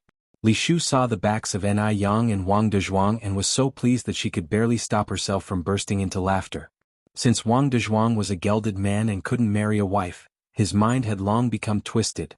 He was a pervert among perverts. Just wait. Today, even if Yang isn't killed, she's going to have a near-death experience. Yang took Wang Dazhu to the front of the cornfield. "I'm going in first." Yang stepped into the cornfield. "I'm coming too." Wang Dezhuang immediately followed Yang's pace. The sun was very high, but due to the dense corn stalks, not a sliver of sunlight penetrated the cornfield. Inside there was even a slight chilliness. Yang stopped up front, raised her head to look at Wang Dezhuang, a faint curve forming at the corner of her mouth. Despite her smile, Wang Dezhuang strangely did not feel any warmth. Instead, a sense of dread overwhelmed him. It felt too peculiar. "Yang, from now on, I'm your husband." Wang Dezhuang couldn't be bothered with anything else at this point. He rubbed his hands and pounced towards Yang. Yang slightly raised her hand. Bang, bang, bang. Shortly after, painful cries emerged from the dense cornfield. For a whole 30 minutes, both Yang and Wang Dezhuang didn't appear. Tsuehua was extremely anxious and afraid that something had happened to Yang, constantly looking towards the entrance. Yet, smiles could be seen on the faces of old Lady Mu and Mu Jinbao. Li Shu relaxedly said, "They've been gone for so long, Yang and Dezhuang haven't returned, they must be getting along quite well. The two definitely did everything they should and shouldn't have done in the cornfield." Old Lady Mu nodded in agreement, laughing so hard her eyes nearly disappeared. Time was truly wonderful. The longer the time, the more it meant that Wang Daju was happy with An Yang. By then, even if Wang Daju wanted to regret, it would be too late. Just as old lady Mu was about to pick up 200 yuan from the table, a figure suddenly rushed in from outside, snatched the money away. "Give me my money back. I'm never buying a wife again." Never again? On closer inspection, old lady Mu realized it was none other than Wang Daju. Before everyone inside the house could react, Wang Dezhuang had run past the door, looking so distraught that he even ran out of one of his shoes. As if a ghost was chasing him from behind. Old lady Mu and Mu Jinbao hastily chased after him. "Dezhuang. Come back. Dezhuang. Dezhuang." Upon hearing old lady Mu's words, Wang Dezhuang started running even faster. Mu Jinbao caught up with Wang Dezhuang. "Ah, good heavens. My money. My 1,000 yuan." Old lady Mu sat on the ground, crying and causing a ruckus. She had nearly gotten the money, only to see it slipping away from her grasp. How could she not be furious? Li Shu's eyebrows scrunched up into a frown. The situation was far from what she had imagined. What in the world was Wang Dezhuang thinking? Why did he run all of a sudden? Where was An Yang? Where did that sneaky An Yang go? Just then, An Yang nonchalantly walked in from outside. "Granny, what happened? Did someone upset you again?" At the sound of her words, old lady Mu immediately stopped crying, looked up at An Yang and bitterly cursed. "You shameless hussy. You dare to come back. What did you do to Dezhuang?" "I have no idea," An Yang shrugged, her eyes reflecting an innocent look. "There's a possibility he's mentally ill." I was even shocked. "You shameless hussy. You dare to argue back. You wretched creature. Useless junk." Old lady Mu cursed loudly. An Yang didn't get angry, but the corner of her mouth hinted a faint smile. "Granny, I've heard that people with filthy mouths will have their tongues severed by the king of hell after they die, especially those like you with many sins. You're not far from descending to hell. Save yourself some virtue." Yo. Old lady Mu was so furious her whole body started shaking. This shameless girl was so bold, she even dared to curse her to death. Chapter 13. Village Chief arrived. _1 An Yang has always been a soft, docile and submissive person. When was she ever so defiant? Li Shu felt her temple throb wildly, an ominous feeling suddenly bubbling up. No way. She couldn't let An Yang slip out of her control. Li Shu offered up a forced smile, her eyes focused on An Yang. "Yang, what's gotten into you? Your grandmother is thinking of your best interests. How could you talk to her like that? Do you have any idea how wealthy my cousin is? If you marry him, you could live a luxurious life. So many girls crave this opportunity, yet you've got it. Stop angering your grandmother, apologize to her and get my cousin back here." An Yang responded with a bright, pointed smile. "If your cousin is such a catch, why not marry him yourself? Isn't this perfect, seeing as how you're a widow too?" Li Shu's eyes bulged, unable to conceal her fury anymore. "You shameless girl, what are you babbling about?" Right at that moment, Mu Jinbao rushed in from the yard, his face an image of dismay. "Mom, I caught up with Dezhuang, but he refuses to return." Who knew what was going on with that Wang Dezhuang? He was clearly quite interested in An Yang just a while ago. However, after a romp in the cornfield, he returned as if he was a completely different person. Refuses to return? Why does he refuse to return? My 1,000 yuan. My 1,000 yuan. Granny Mu was so furious it felt like her liver would burst, her face deathly pale. It was more painful than dying a little. That was 1,000 yuan. A whole 1,000 yuan.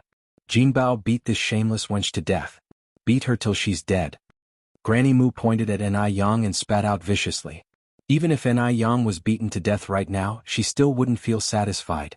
This cheap wench was truly hateful. Even Mu Jinbao was pining over the 1,000 yuan. He stepped up to An Yang, raised his hand and viciously slapped down. Mu Jinbao's hand was about to make contact when An Tsuehua hurriedly stepped in front of An Yang, taking the slap full on her face. An Quihua's head jerked sideways from the force, but she didn't retreat. She looked up at Mu Jinbao and summoned the courage to say, "Mu Jinbao, I want a divorce." "Divorce?" Mu Jinbao laughed scornfully at An Tsuehua. "You're nothing more than an old cow bought and paid for by our Mu family. You don't have the right to demand a divorce. You belong to the Mu family in life and death. You'll never escape from the Mu family." Yes, An Tsuehua was merely purchased by Mu Jinbao for 3 yuan. Hearing these words, An Quihua's face darkened. Yeah, how could she have forgotten? She was bought by the Mu family. She can't get a divorce? If she can't get a divorce, what should she do? Does that mean she's doomed to spend the rest of her life with this scum? Just then, a few figures appeared outside the door, stopping to listen to the commotion inside. If Mu Jinbao raised his head to look out, he would see, amongst the group, the village chief of Dam Village. Enai Yang stepped in front of Enai Tsuehua. Human trafficking is illegal. My mother wants to divorce you now. You have no right to deprive her of her freedom. Since Enai Tsuehua had never gone through a registration process with Mu Jinbao, this matter was much easier to settle. Enai Yang caught sight of the shadow on the ground and started devising her plan. Mu Jinbao was so infuriated at Enai Yang's retort that he grabbed an axe and swung it towards Enai Yang. You ungrateful brat. If I don't kill you today, I'm not a Mu. Enai Tsuehua gasped and quickly shielded Enai Yang behind her. But Enai Yang was not afraid of Mu Jinbao. You don't have the right to hit me. And you sure as hell have no right to be my father. Don't think I don't know who Li Shu is. She's your mistress and she's carrying your bastard child. You're keeping a woman on the side and yet you still expect my mother to slave for you. People like you should all rot in hell. Upon hearing that, beads of sweat dotted Li Shu's forehead. Enai Yang knew about her and Mu Jinbao's relationship. What should she do? What now? She thought she could control Enai Yang, but she never expected this girl to be so fierce. Besides, it's a sensitive period now. If people find out about her relationship with Mu Jinbao, she won't get off scot-free. Mu Jinbao was incensed by Enai Yang's words and swung the axe straight down. Ungrateful brat. I'll kill you today. Just when he was about to strike, a figure rushed in from outside, grabbed Mu Jinbao's hand. What's going on? Is there no respect for law in your eyes? The person who came in was no other than the old village chief along with several men in suits. The one who grabbed Mu Jinbao's wrist was indeed the old village chief. Despite his age, the village chief's strength wasn't weaker than any young man's. Village chief, what wind blows you our way? Mu Jinbao asked playfully as he looked towards the village chief. The village chief also surnamed Mu and was a relative of Mu Jinbao's, so he wasn't particularly afraid of the village chief. How bad could it be if the village chief found out that he was hitting his wife and children? Would he turn against his own family for this? Impossible. But the village chief wasn't as accommodating as usual and demanded harshly, if I didn't come now, there would have been a homicide. Comrade Mu Jinbao, no matter the reason, it can't be an excuse for you to beat your wife and children. Mu Jinbao, grinning ear to ear, said, Village chief, I was just disciplining my wife and kids. You're making it sound like a murder? How many men in this village don't hit their wives? Even the village chief himself perhaps isn't clean in this regard. Furthermore, in this remote and poor village, even if one were to beat someone to death, no one would care. If someone really got beaten to death, one would only need to drag the body up to the mountain and bury it. It wouldn't be the first time someone had beaten their spouse to death in the village. Comrade Mu Jinbao, take this seriously. The village chief reprimanded him. What you just did was attempted murder. If it were any other day, the village chief wouldn't have bothered with such matters. In Dam Village, wife beating was a daily occurrence, and if he had to deal with every case, he wouldn't be able to manage it all. But not today. Today, standing next to him were a few officials with quite a bit of authority. At this moment, Enai Yang tugged at Enai Quihua's sleeve. Enai Tsuehua quickly understood and fell to her knees, bursting into tears. Village chief, please don't support these people just because they share your surname. You must stand up for us. We mother and daughters have had such difficult lives. Mu Jinbao isn't human. It's bad enough that he's having affairs outside, now he even wants to kill us both. I've been married to the Mu family for 17 years, given birth to 5 daughters for him and he abandoned 3. These children are my life. Now I want to divorce this murderer. We cannot go on like this. Please village chief, stand up for us. Chapter 14. Bridge is bridge, road is road. _1 Enai Tsuehua wept woefully as she recounted all the grievances she had suffered over the years in the Mu family. She was truly wronged. The old village chief was also a Mu and he didn't want to blow things out of proportion. Yang Yang's mum, you can't just go around saying things like that. You claim Yang Yang's dad has someone else on the side. Do you have any evidence? This couple and their daily life, bumps on the road are normal. Don't mention divorce at every turn, it can hurt people. Upon hearing this, Enai Tsuehua felt a chill in her heart. It seemed the old village chief wasn't going to help her. Just when she was about to give up, Enai Yang glanced at her, indicating with her eyes that she should continue speaking. Enai Tsuehua seemed encouraged, wept even more miserably. Village chief, I know you share the same last name as the old Mu family, but you can't favor Mu Jinbao just because of that. You are the village chief, the most respected person in this village. If even you won't stand up for me, who else can I turn to? My 3 discarded children and the fact that Mu Jinbao got another woman pregnant are not false. Look, that shameless woman is right here. Women are weak, but mothers are strong. On any other day, Anai Tsuehua would never have dared to utter such words, but today was different. Because she knew that if they continued to stay in the Mu family, they, the mother and daughter trio, would be doomed. The village chief flinched at her words. The city officials were still standing behind him. Anai Tsuehua was throwing such a big hat on him, could he bear it? The old village chief immediately helped Anai Tsuehua up, with a kind smile on his face. Yang mum, don't worry. I'm not the kind of person who covers up for his own kin. I will deal with this matter impartially. Upon hearing this, Anai Tsuehua was so moved she cried, "Thank you, village chief. Thank you, village chief." Mu Jinbao wasn't happy. He stopped referring to the village chief by his title. "Uncle, don't just listen to this woman's ramblings. She's spouting nonsense. Show me the law that says I can't beat my own mother-in-law and daughter? If you've nothing else, I suggest you go back. Next time, I will bring some meat for you as a token of respect." The old village chief had enjoyed a lot of meat from Mu Jinbao, or else Mu Jinbao wouldn't have dared to blatantly bring Li Shu back home. Upon hearing this, the old village chief's face darkened. "Mu Jinbao, you clearly know what you've done. Now comrade Anai Tsuehua wants to divorce you. I'll approve it. After all, you guys never even had a marriage certificate. He'll give you a proof, you come over to press your fingerprints and then you sever ties. No more dealings with each other." This Mu Jinbao really dares to say anything. If he continued this way, he would no longer be the village chief. Mu Jinbao looked at the village chief incredulously, somewhat bewildered. The village chief who had always been on his side was suddenly on Nai Kuihua's side today. Divorcing was impossible for him. Nai Yang could be sold for a good price now, and Nai Tsuehua was like the old ox at home. If he lost these 2 people, it would be a huge loss for the Mu family. "I want divorce. Why should I divorce? Even if you beat me to death, I want divorce." Mu Jinbao began acting like a rogue. The old lady Mu also played rogue and laid down on the ground. "Want a divorce? Not unless you step over my corpse." "Alright, don't want a divorce? Then we'll just call the police." Suddenly the man in the suit spoke up. Then he turned to his assistant. "Xiaoxiao, tell comrade Mu Jinbao what the consequences would be if he refuses to divorce." Xiaoxiao stepped forward and said, "Based on the evidence we have at the moment, comrade Mu Jinbao is suspected of attempted murder and intentional homicide. If these charges are added up, he could be shot. It's a crackdown period now, and the threat of execution is not a joke." Mu Jinbao turned pale. "Who the hell are you? Just because you say I killed, that means I did." The old village chief responded coldly, "You better shut up.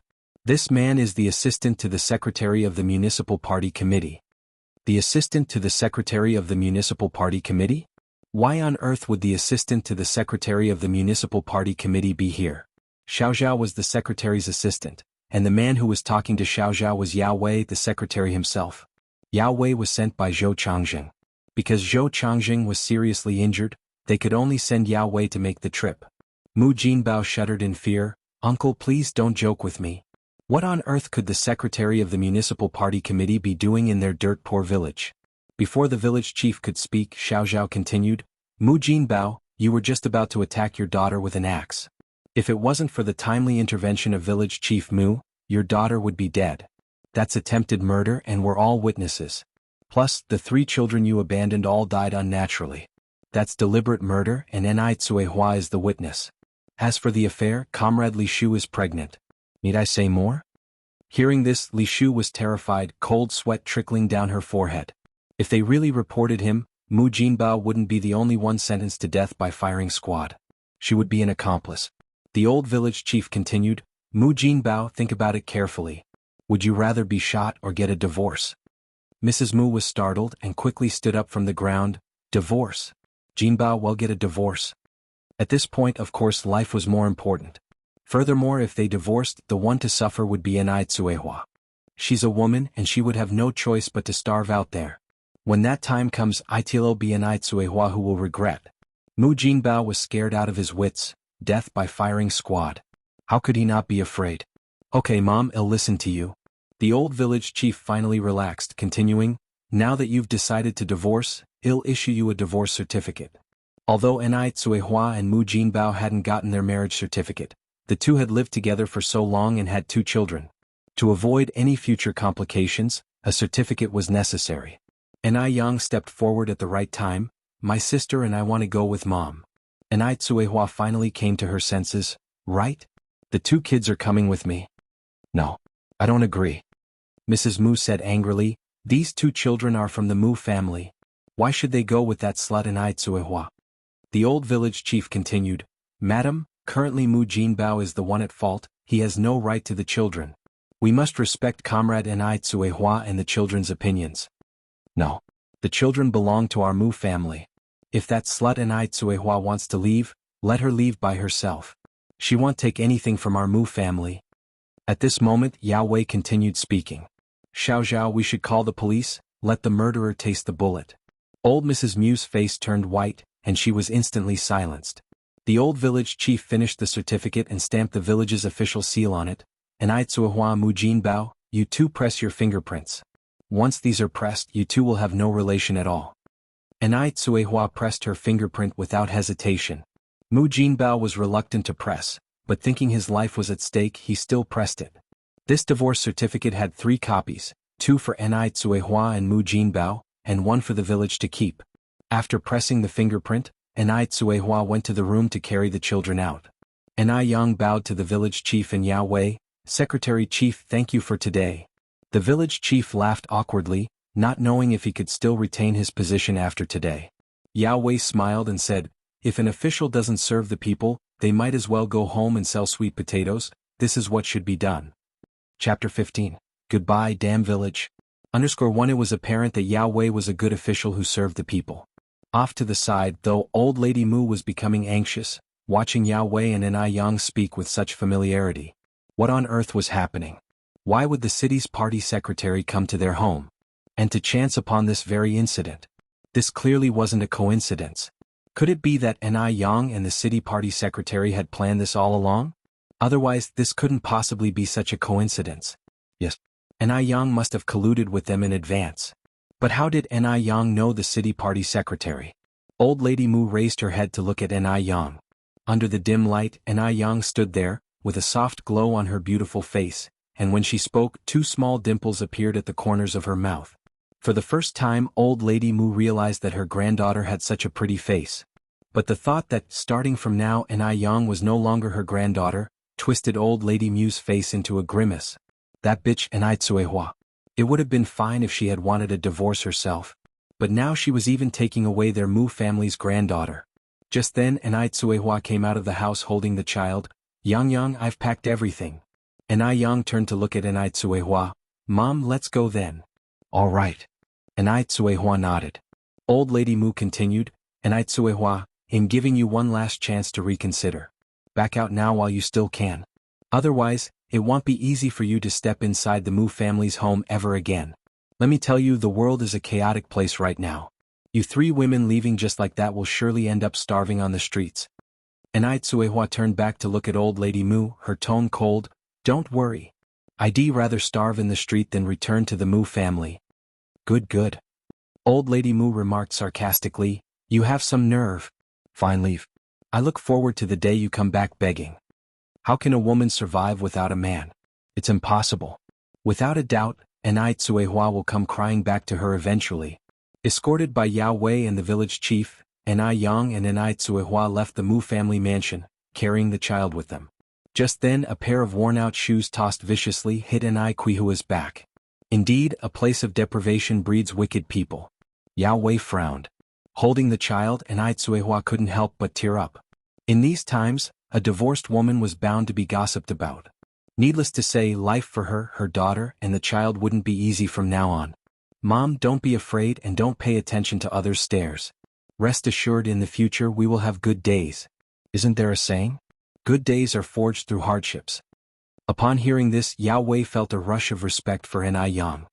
The young girl was nothing like he had imagined. She was even stronger than her mother Tsuehua.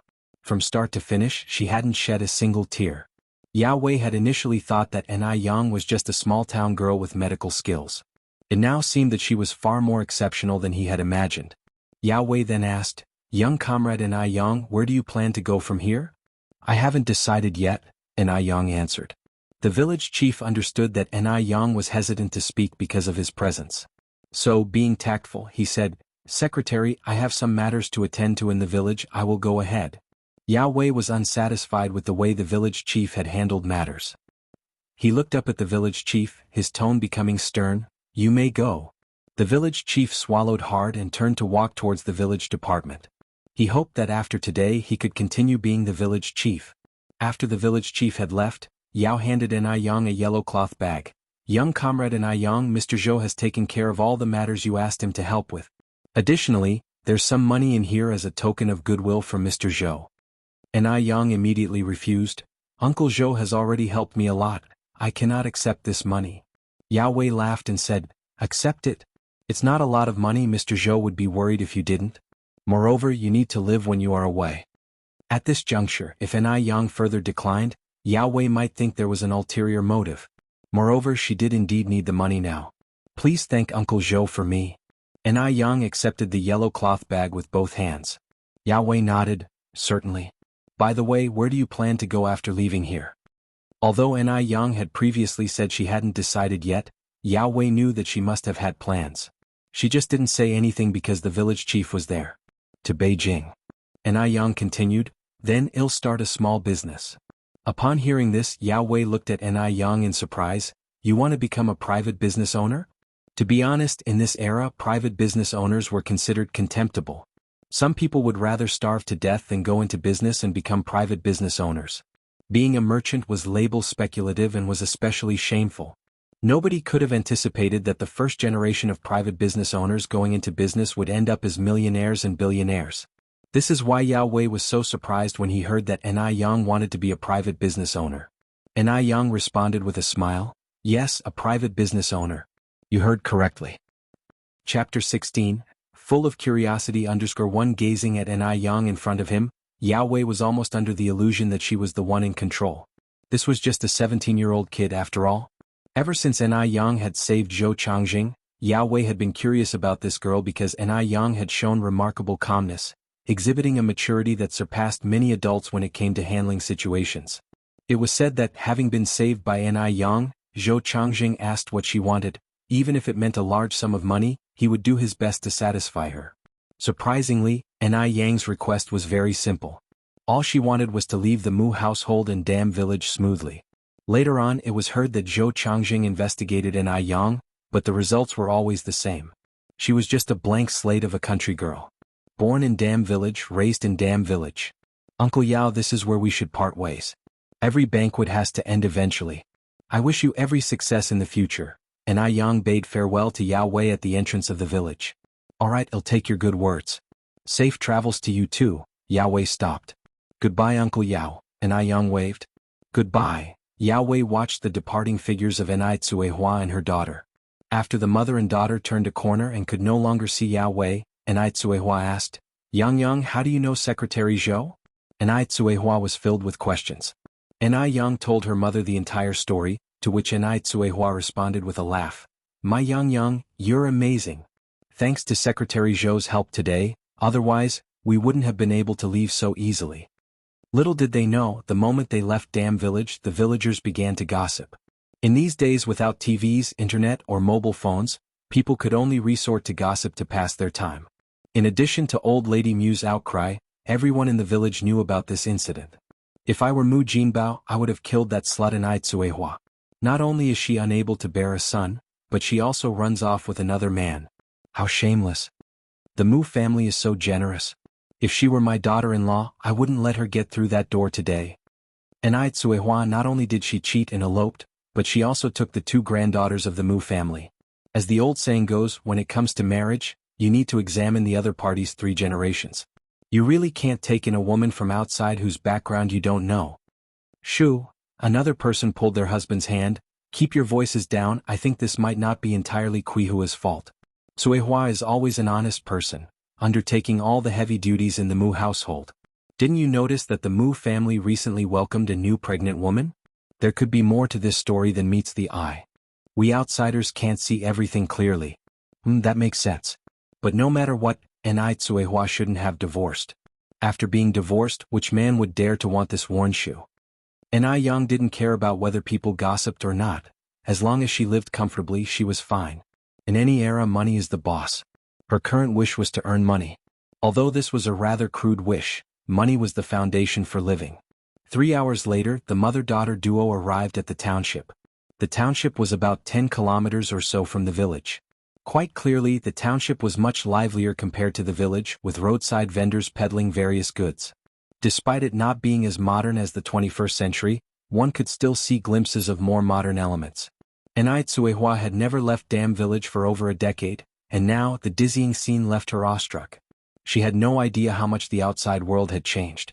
"Mom, let's find a place to eat first." It was already past 12 in the afternoon, and they had been clutching their rumbling stomachs for 3 hours. Anai Tsuehua looked at the shops on both sides of the street and hesitated. "Yang, this should be very expensive, right?" Going by Anai Yang's intentions, they might also be going to Beijing. Where would they get so much money to splurge now? Zhou Changjing did give them money, but what about their expenses in Beijing? Anai Tsuehua was a frugal person. "It's okay, we can afford a bowl of rice." Anai Yang, carrying her younger sister, walked into a nearby small restaurant. This restaurant was not a state-owned one, but a private business, offering cheap and delicious dishes. Anai Yang ordered a portion of braised pork, a pot of chicken soup, and a portion of stir-fried vegetables. Rice was free, and altogether it cost less than 10 yuan in total. For the first time, Anai Yang felt money was easy to spend. In the 21st century, this amount of food would cost at least 300 or 400 yuan. Yang, let's just eat a little. There's no need to waste money." Anai Tsuehua felt a bit overwhelmed, looking at all the good food in front of her. When had she ever eaten such good food in her life? When she was in the Mu household, she ate the worst food. All the good stuff was left for old lady Mu and Mu Jinbao. "Mom, just eat." "I've paid already." Anai Yang poured a bowl of chicken soup for Anai Tsuehua. "If we don't, it will be wasted." In the 80s, there were the few farmed broiler chickens, so the chicken soup was layered with a wax yellow oil, and the soup was delicious and savory, and the chicken melted in the mouth. It was a real treat. This was also the first proper meal Anai Yang had since her rebirth. Listening to Anai Yang, Anai Tsuehua started drinking the chicken soup in large gulps. She was, at her core, not a wasteful person. People in this era didn't have a lot in their bellies, so their appetites were quite large. The mother and daughter easily finished 2 dishes, a soup and several bowls of rice. In the meantime, Anai Tsuehua went to the restroom to breastfeed the child and asked the owner's wife for some wood ash. In this era, there was no such thing as diapers, so people would sew a cloth bag and fill it with wood ash. While it's not as good as a diaper, it's better than nothing and more helpful than a thin nappy. "Here you go, young lady. Here is the wood ash you asked for." The restaurant owner's wife was a very kind person and handed her a full bag of wood ash. "Thank you, ma'am," Anai Tsuehua received it with both hands, thanking her. Anai Yang, holding her younger sister, walked ahead. "Mom, let's go to the county town first, spend the night, and take the train to Beijing tomorrow morning." Chapter 17. Being Followed. _1 They were nearly 50 kilometers away from the county seat. On the way they had to change vehicles 3 or 4 times. By the time they arrived in the county seat, it would likely be after 4, forcing them to stay overnight and set off early in the morning. "All right, I'll follow your lead." Anai Tsuehua now had complete trust in Anai Yang. The mother and daughter took their child on the journey. They were poorly dressed and had a child with them, so small thieves wouldn't pay them any attention. By the time it was 5 in the evening, the mother and daughter finally arrived in the county seat. The county seat was much more prosperous than the town. Only then did Anai Tsuehua truly feel her insignificance. She tightly held her child, closely following Anai Yang, not daring to stray even half a step away. As she watched Anai Yang walking ahead, a feeling of unfamiliarity welled up in Anai Kuihua's heart, alongside a sense of pride. Her daughter was much more capable than her. Anai Yang checked them into an inn. It was a twin room. The condition was not very good, but compared to the rural area, it was heaven and hell. Anai Yang placed her package on the cabinet, took the room key and said to Anai Tsuehua, "Mom, you rest in the room first. I'll go buy the train tickets. I have the key, don't open the door to anyone else." "Okay," Anai Tsuehua nodded, then added, Yang, can you manage on your own? Should I go with you?" "No need, you rest well. I'll be back soon." When Anai Yang got to the door, she casually opened another one. "Mom, this is the bathroom." "All right." Anai Tsuehua stood up. "I know, be careful." Anai Yang opened the door and left. In June, the sun at 5 o'clock was still very high in the sky. It was hot and made people sweat a thin layer. With the memories from her previous life, Yang quickly found the train station. The train station underwent several renovations in the future, but its location never changed. There weren't many people taking the train at this time of the year.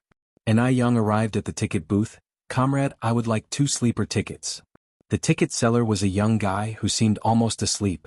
When he heard the sound, he opened his eyes reluctantly. "What? Speak up." The ticket sellers of this era had the same status as public servants of the present day.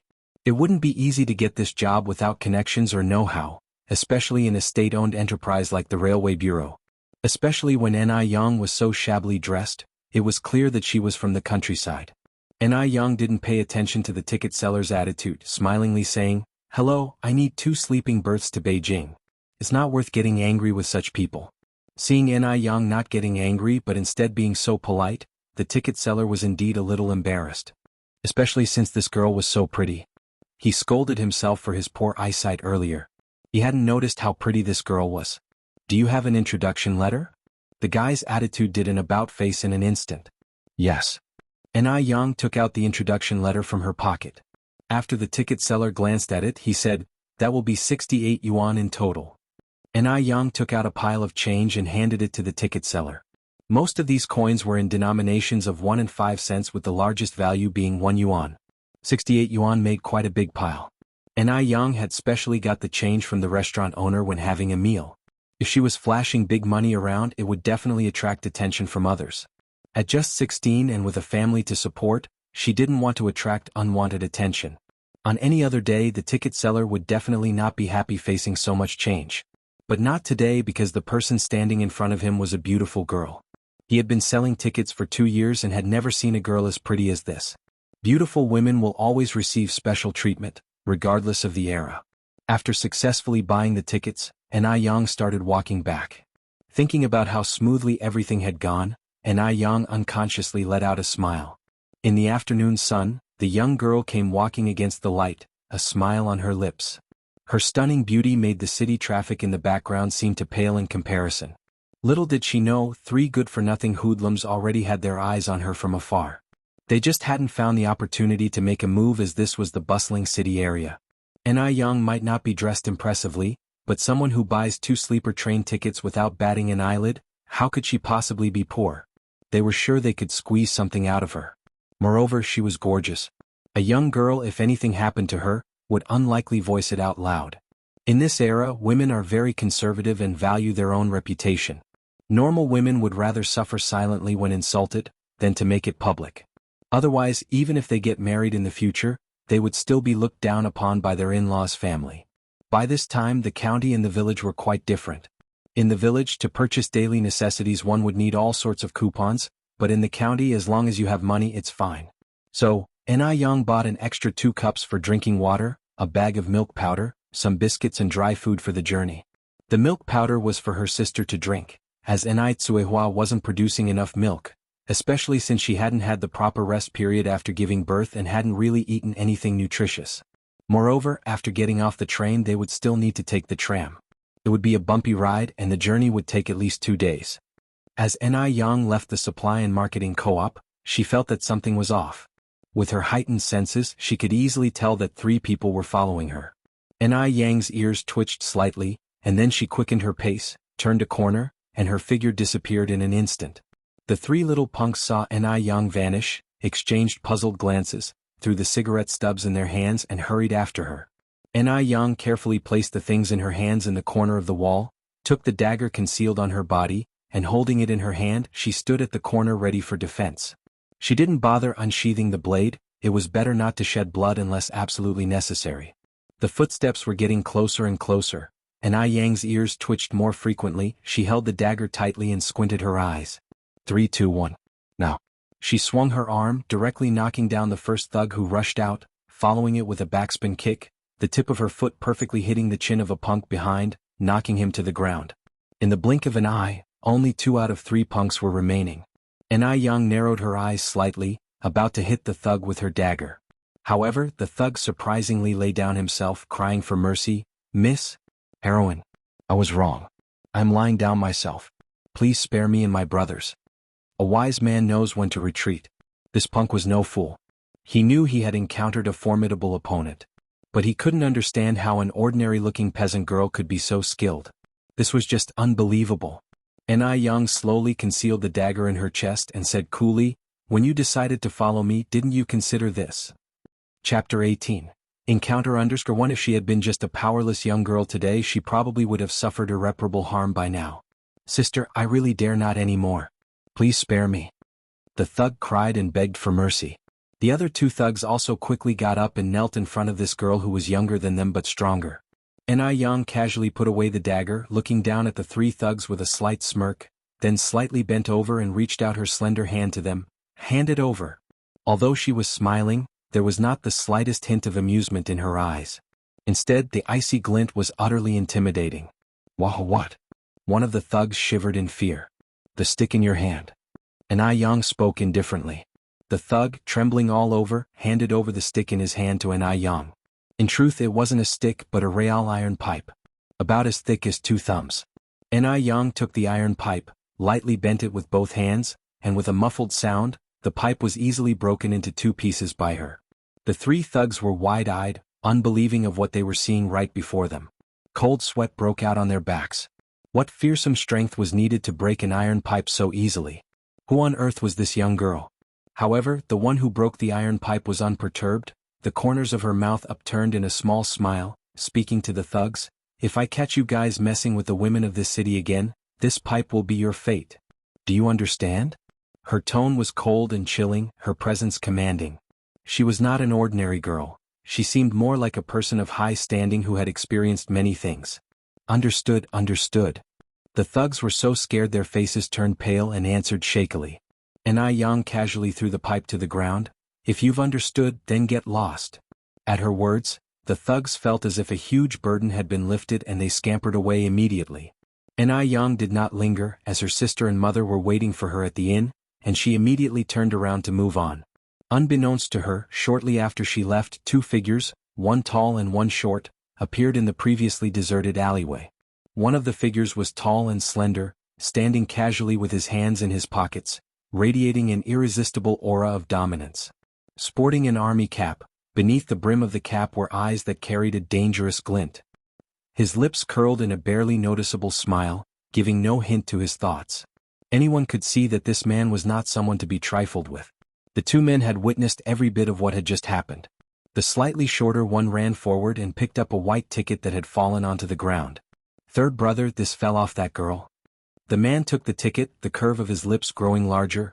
"Beijing?" No wonder Xianxia said she couldn't find her. She had secretly gone to Beijing to find him. Just a country girl, where did she get the money for the ticket? And where did she get the courage to run to Beijing all by herself?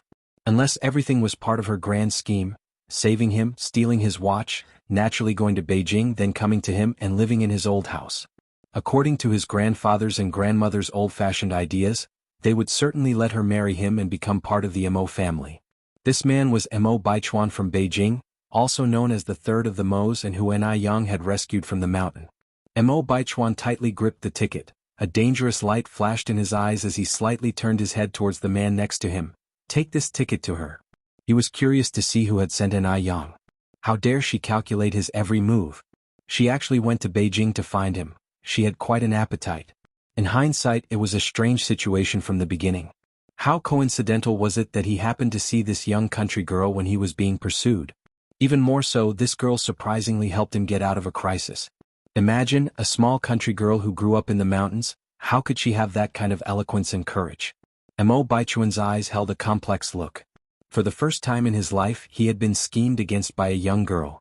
Tang Shi took over the ticket, puzzled. "Third brother, should I deliver it to her now?"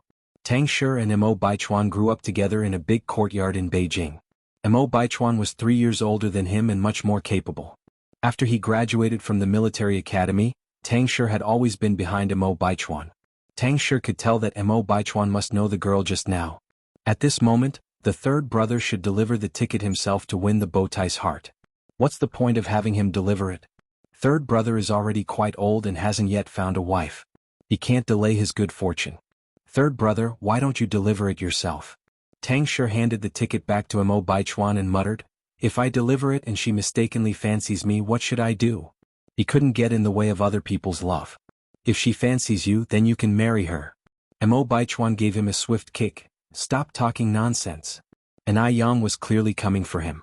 How could she possibly fancy Tang Shi, this naive boy? But now he could only let Ai Yang go safely to Beijing to find out what she was really up to. Tang Shi touched his backside, limped in the direction that Ai Yang had disappeared off to. Comrade at the front, please wait. As Tang Shi ran, he called out. Ai Yang was already aware that someone was chasing her from behind. She turned around in confusion. Are you calling me? Yes. Tang Shi stopped, gasping for breath. You are Comrade Ai Tsuehua, aren't you? Ai Yang shook her head slightly. No, I'm not Tsuehua, but I know her. Only then did Tang Shi get a clear look at Ai Yang's face. He stood there stunned, presenting the ticket. He said shyly, well, as long as you know her, this comrade, you dropped your ticket. Tang Shi, having grown up in a big courtyard in Beijing, has seen many sophisticated city girls and daughters from prestigious families. However, he had never seen anyone as beautiful as Ai Yang.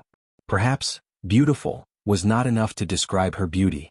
Ai Yang quickly checked her pocket and realized, indeed, one of her tickets was missing. She thanked Tang Shi. Thank you so much. If not for him returning her ticket, she wouldn't be able to get another one in time for the train tomorrow morning. No problem, it's nothing, Tang Shi blushed. At that time, the phrase, I found a penny on the road and handed it to the police, was a household term, and people were very unsophisticated. There were none of the many scammers of later generations. Ai Yang took the ticket and smiled.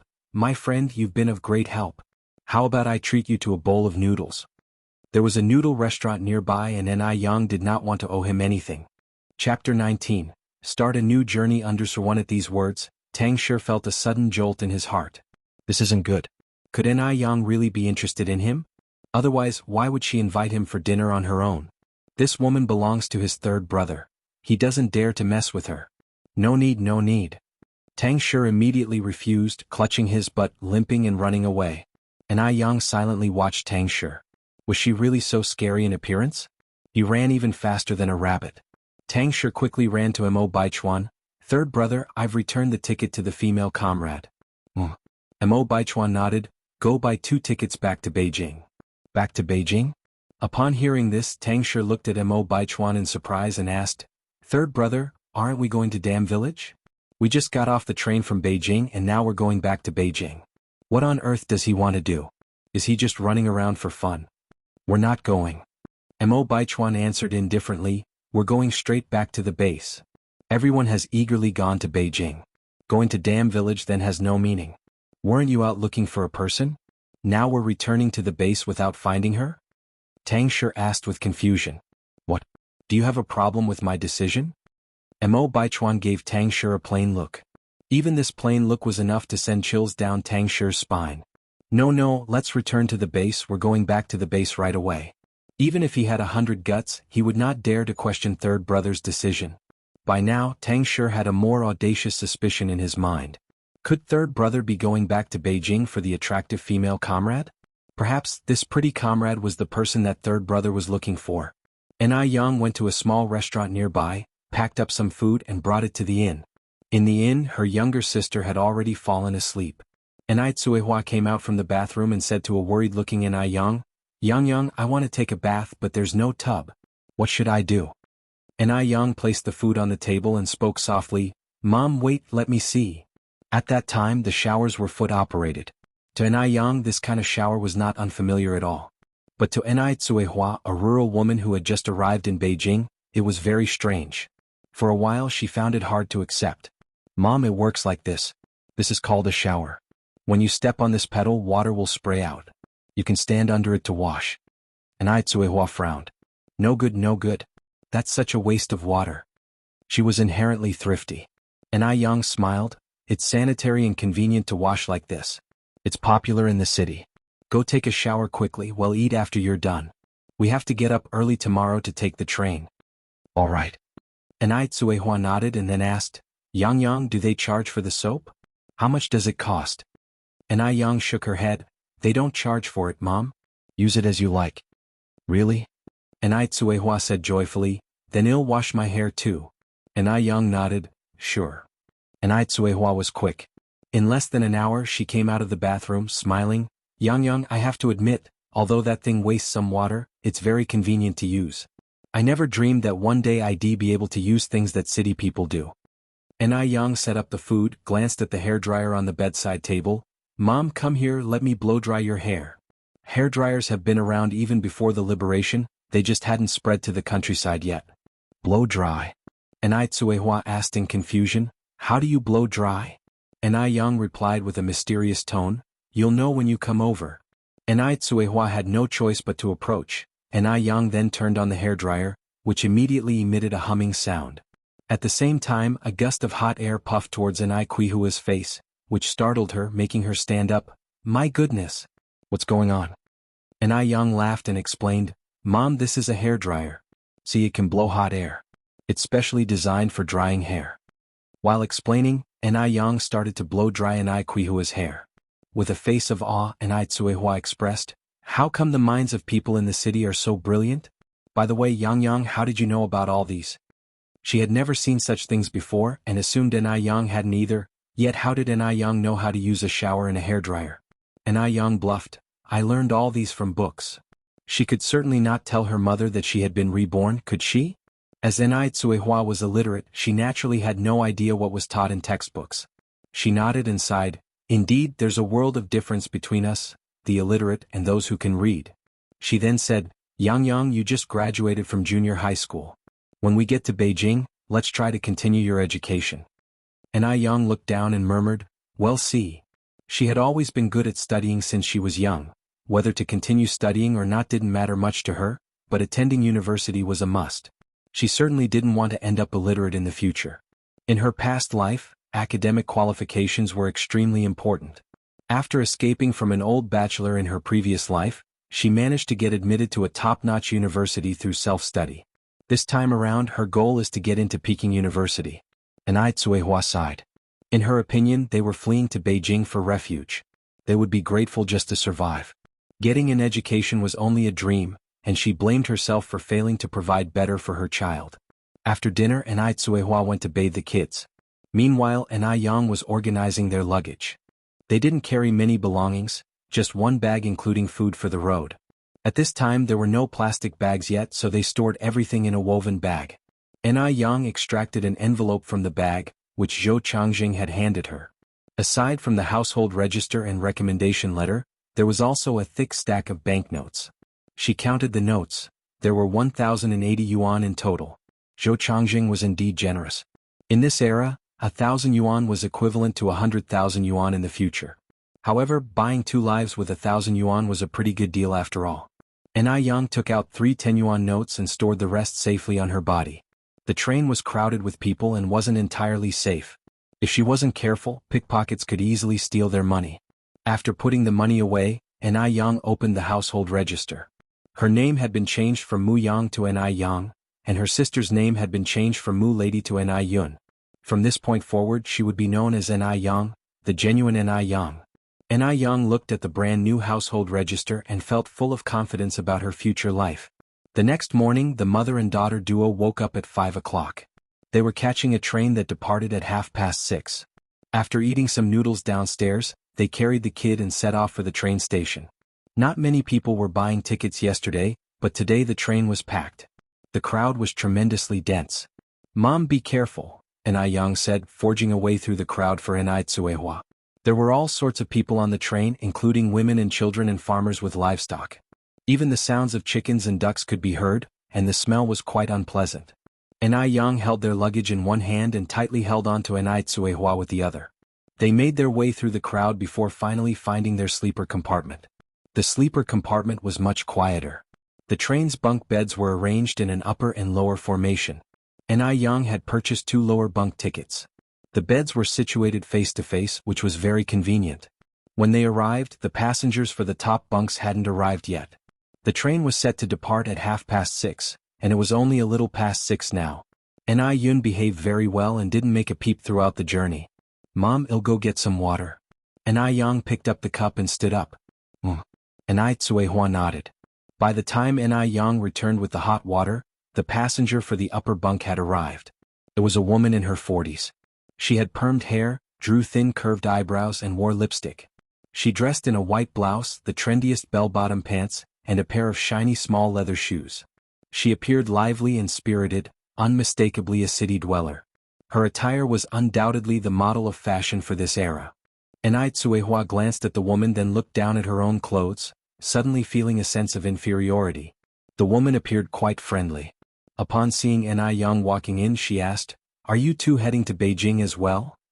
Chapter 20, Effortlessly _1 No matter what era, there are good people and bad people. In 1980s China, human traffickers were rampant. So, Enai Yang had to be vigilant. She nodded with a light smile to the enthusiastic middle-aged woman. "Yes. This is your mother, right? And the other one is your sister?" "Oh, she's so small, pale and very cute," the woman said with a full-faced smile. "Thank you," Enai Yang responded with a faint smile, handing a cup of water to Enai Tsuehua. "Mom, have some water." The woman looked at Enai Tsuehua with evident envy, saying, "Big sister, you're so fortunate to have such a filial daughter. I really envy you." Enai Yang, with her vast experiences and exposure, could see that the middle-aged woman's envy was genuine. She really did envy her. A soft smile also appeared on Enai Kuihua's face. "This child has always been obedient. But you look younger than me, don't you?" The woman appeared to be in her 30s, why would she call her big sister? Being complimented for looking young, the middle-aged woman was delighted. "I'm already 45 this year." 45. Enai Tsuehua looked at the middle-aged woman in surprise. Enai Tsuehua herself was only 36, she was a full 7 years younger. But by looks, Enai Tsuehua seemed at least a decade older. "Yes," the middle-aged woman nodded, "I'm 45 this year. My daughter married and lives in Dam Village. I came to visit her." Dam Village. On hearing these 3 words, Enai Tsuehua felt a deep sense of familiarity. Dam Village?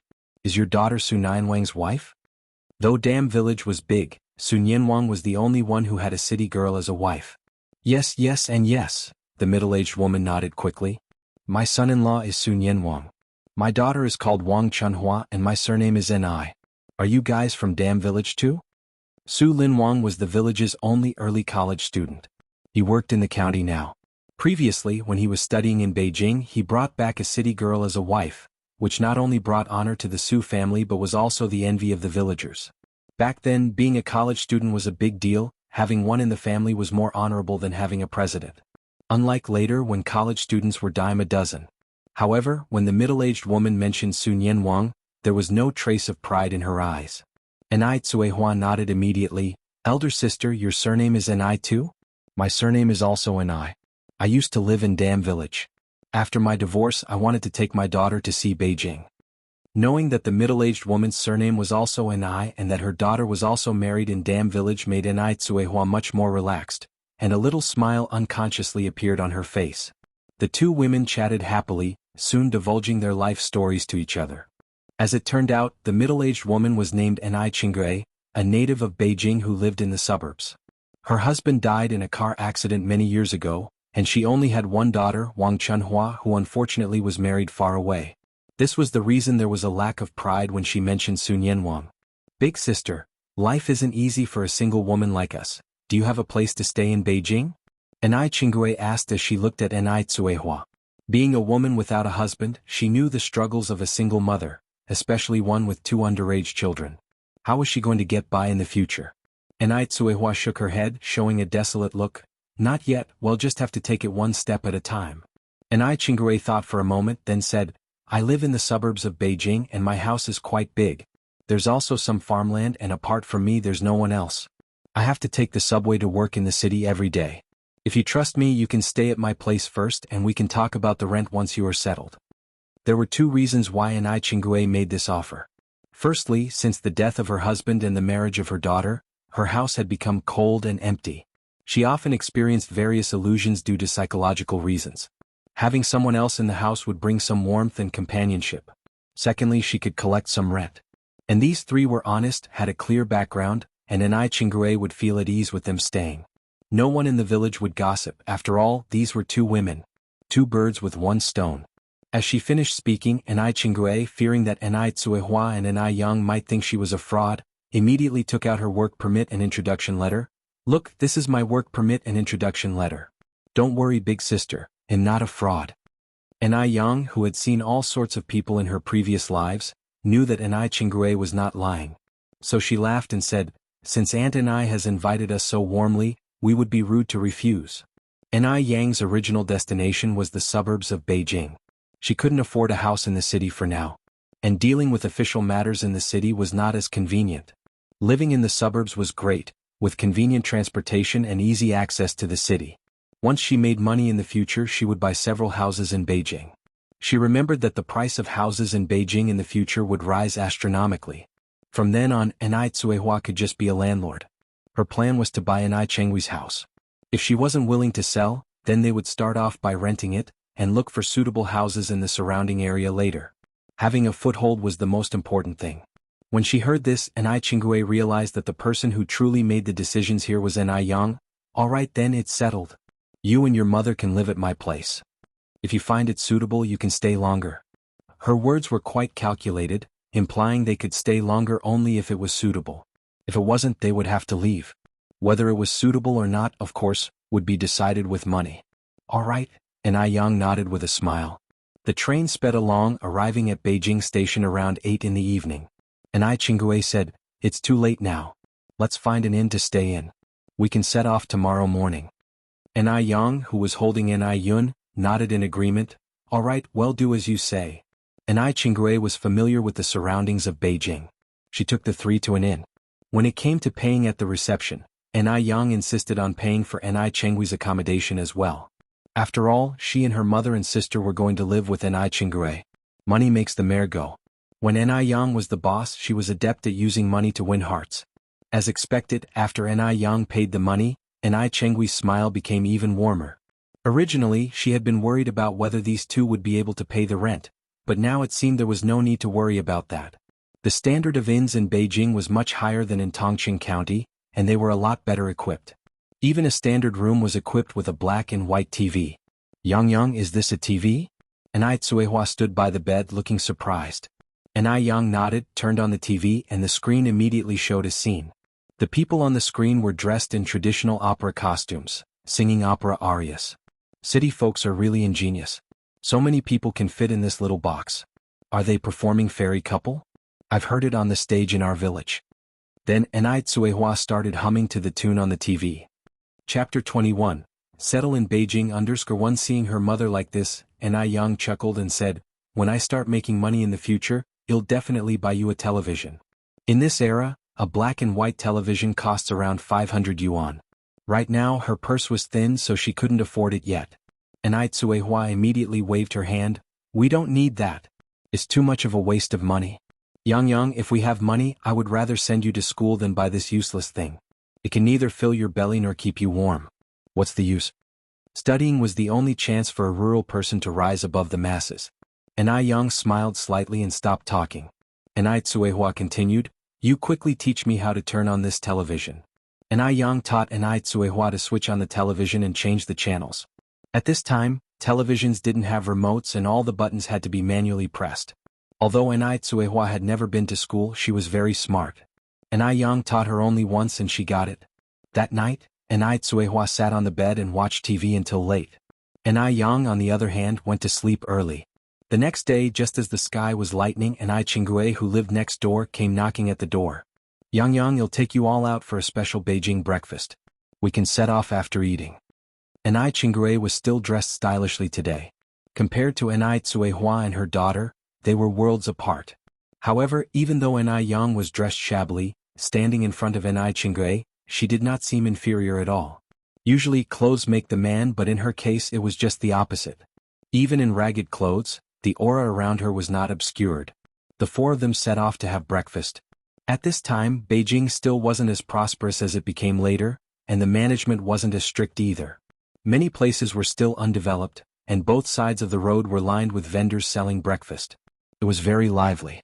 For breakfast they had fried cakes and soybean milk, which tasted very authentic.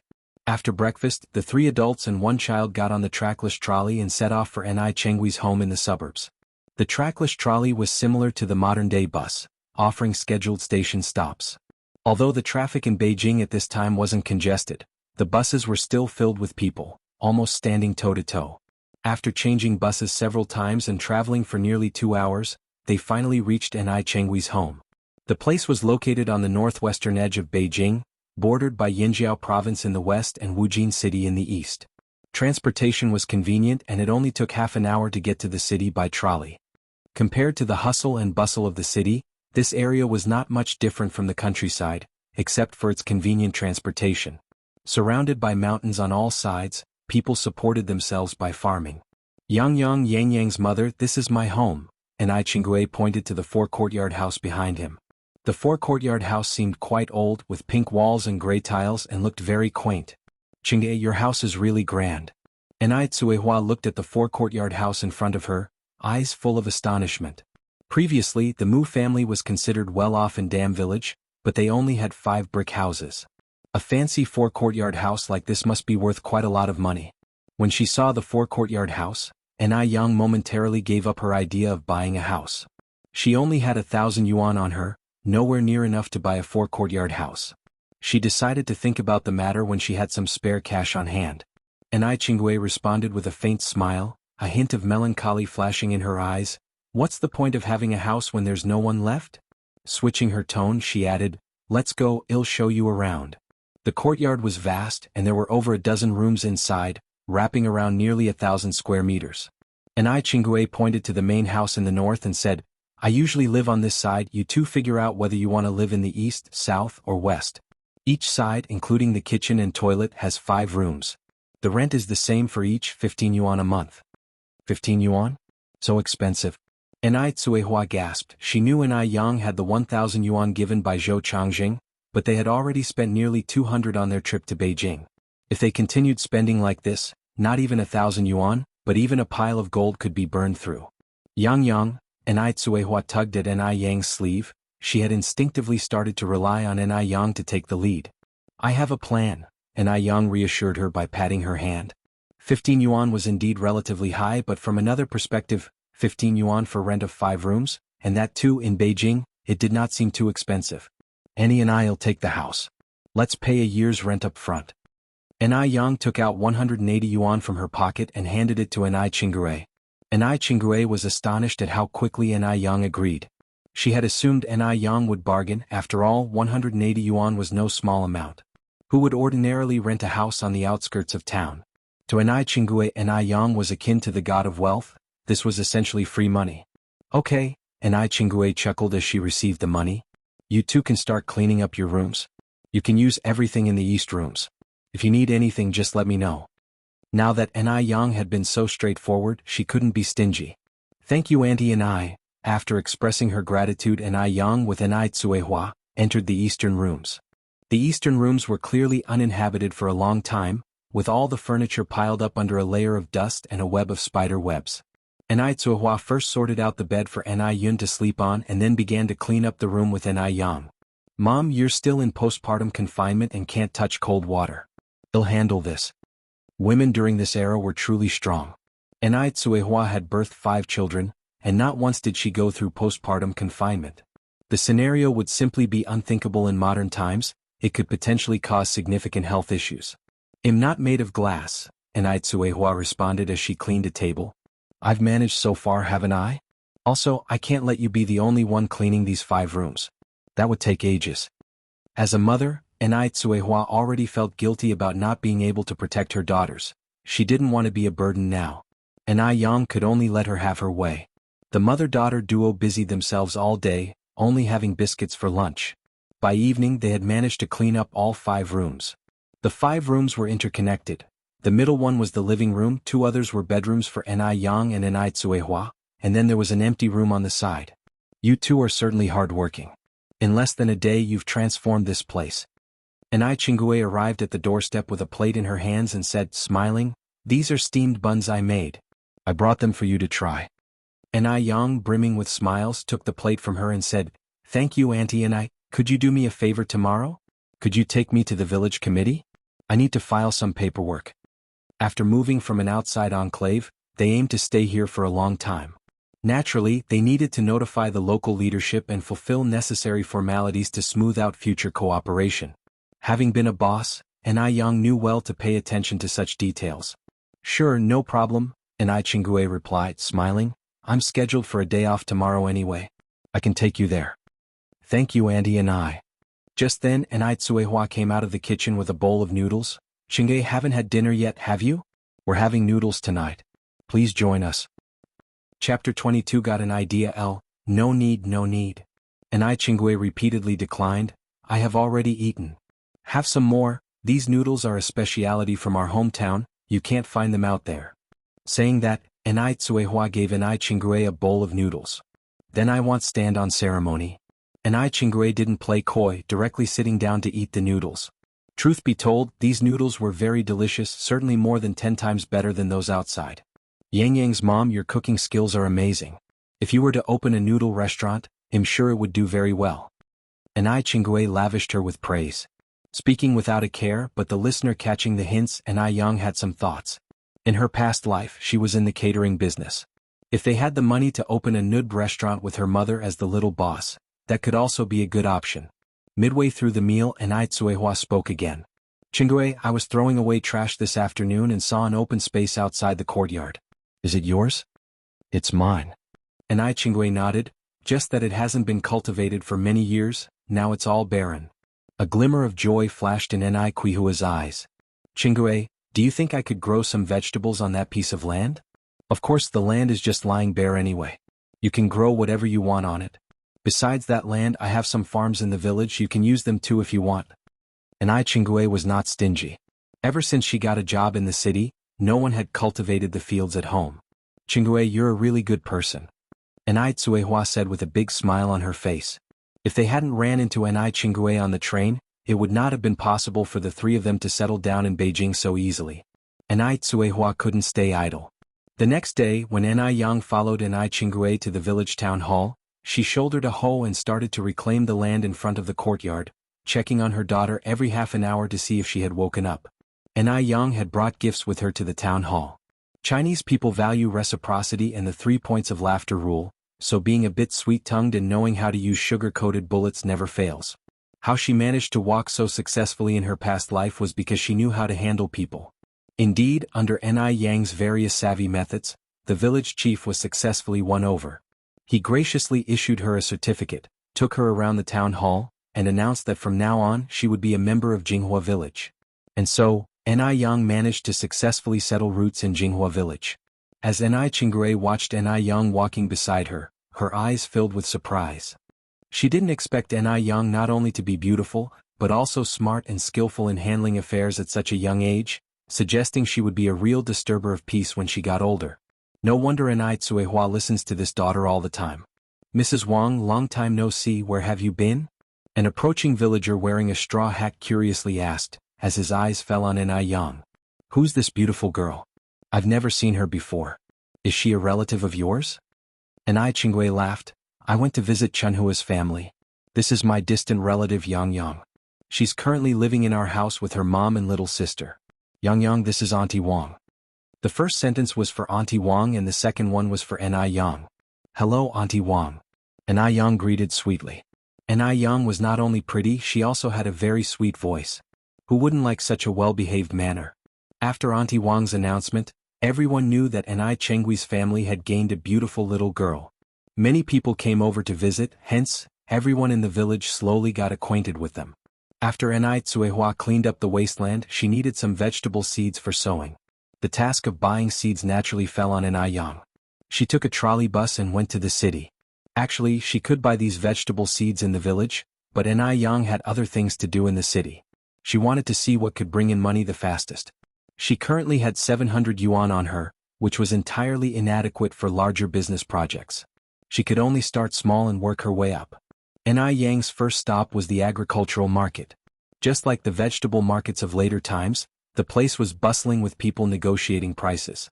After procuring vegetable seeds, Anai Yang went up to a meat stall, planning to cut 2 kilograms of pork to bring home. Boss, how much is the pork per kilogram?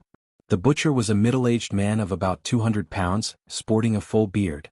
At her question, he lazily looked up at Anai Yang and replied, 2 yuan and 8 cents per kilogram. 2 yuan and 8 cents? Anai Yang was somewhat shocked. Why is it so expensive?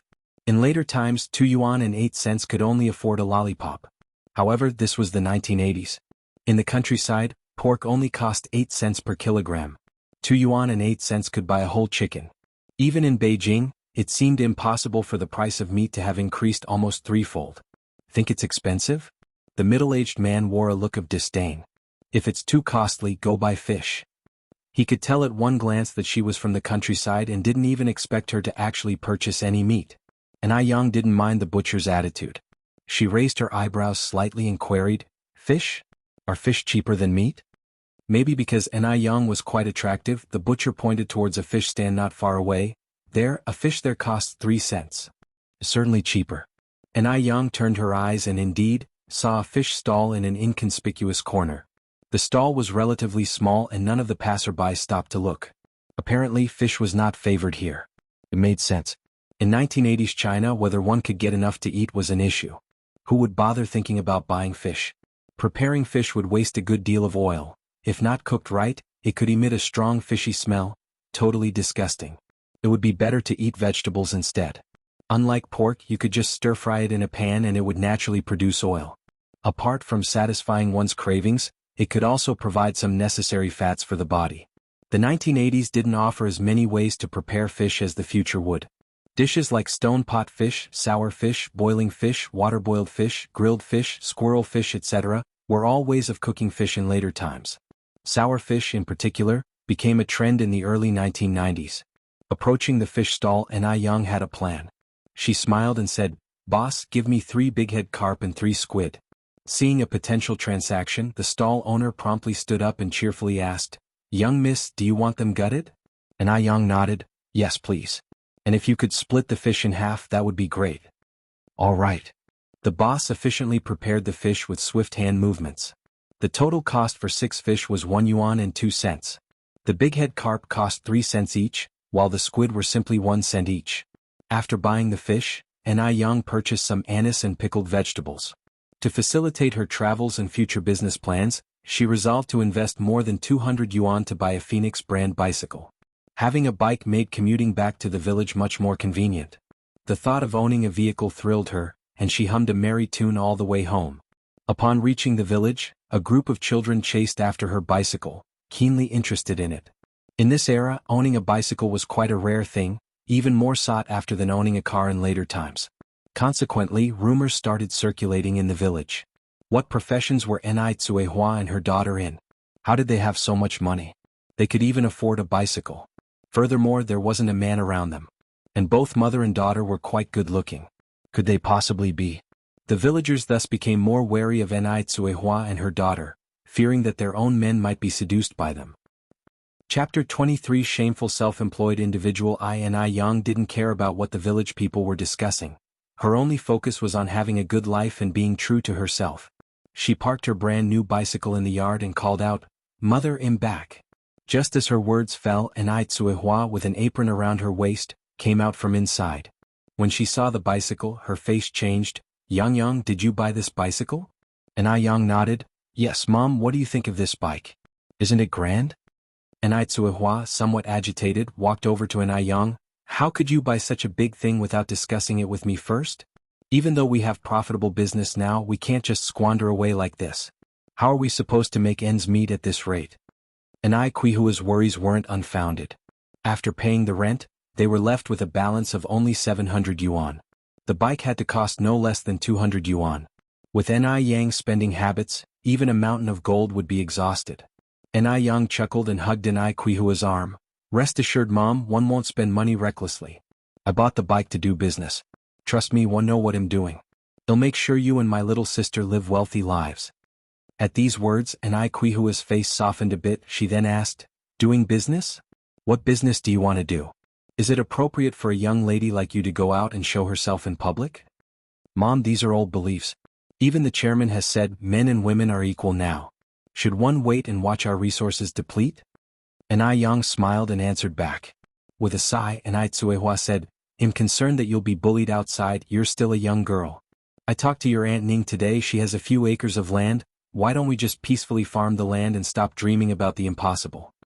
During this period, working for oneself was considered a lowly profession, especially for Yang, who was a girl. If a girl spends too much time in public, it could harm her chances of finding a good marriage. "Mom, one didn't bring you to Beijing to farm. said Yang, her expression serious. You can stay at home and take care of my sister, and leave the issue of money to me. There's no need to worry. Yang suddenly became serious, and even Tsuehua, her mother, felt a sense of fear. Mom, rest assured. 111 Make sure you and my sister have a good life. Believe in me. Yang's voice softened, looking at Tsuehua, her cat-like eyes filled with determination. Looking at her daughter, Tsuehua inexplicably nodded. Okay, Yang, one trust you. Having successfully persuaded her mother, Yang revealed a dazzling smile and went to the bicycle to unload the supplies she had purchased that day. Tsuehua took the fish from Yang's hand, somewhat puzzled. Yang, this fish has such a strong smell. You bought so much, I'm afraid we won't be able to finish it. Yang smiled slightly, speaking mysteriously. Mom, we're going to become prosperous because of this fish. Tsuehua looked puzzled. Become prosperous through fish? Fish was the least popular food. Was her daughter still feeling groggy? Yang didn't explain further. She took one of the fish into the kitchen and placed the remaining 5 in the bamboo basket and hung it in the well. Refrigerators were available at that time, but the price was too high for ordinary people to afford. Hence, they made use of the low temperature in the well to preserve food. The preservation effect of the well was actually quite good, if somewhat troublesome. Yang picked up the leftover black fish, chopped the head and bones into chunks for making soup in a casserole, and cut 2 large pieces of fish to get slices. Yang, having experience in the catering industry from her previous life, had excellent knife skills. The fish slices she cut were just right in thickness and incredibly beautiful. After the fish slices are cut, they are put into a large bowl, seasoned with a spoonful of salt, minced ginger, chopped scallions, wine vinegar, and then marinated. Finally, 2 eggs are added, and a layer of starch is spread over the fish. The fish slices are now marinated and ready.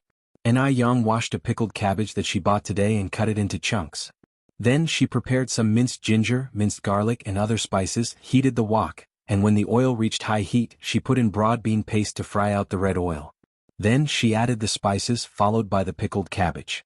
After several minutes of stir-frying, a delicious aroma wafted through the air.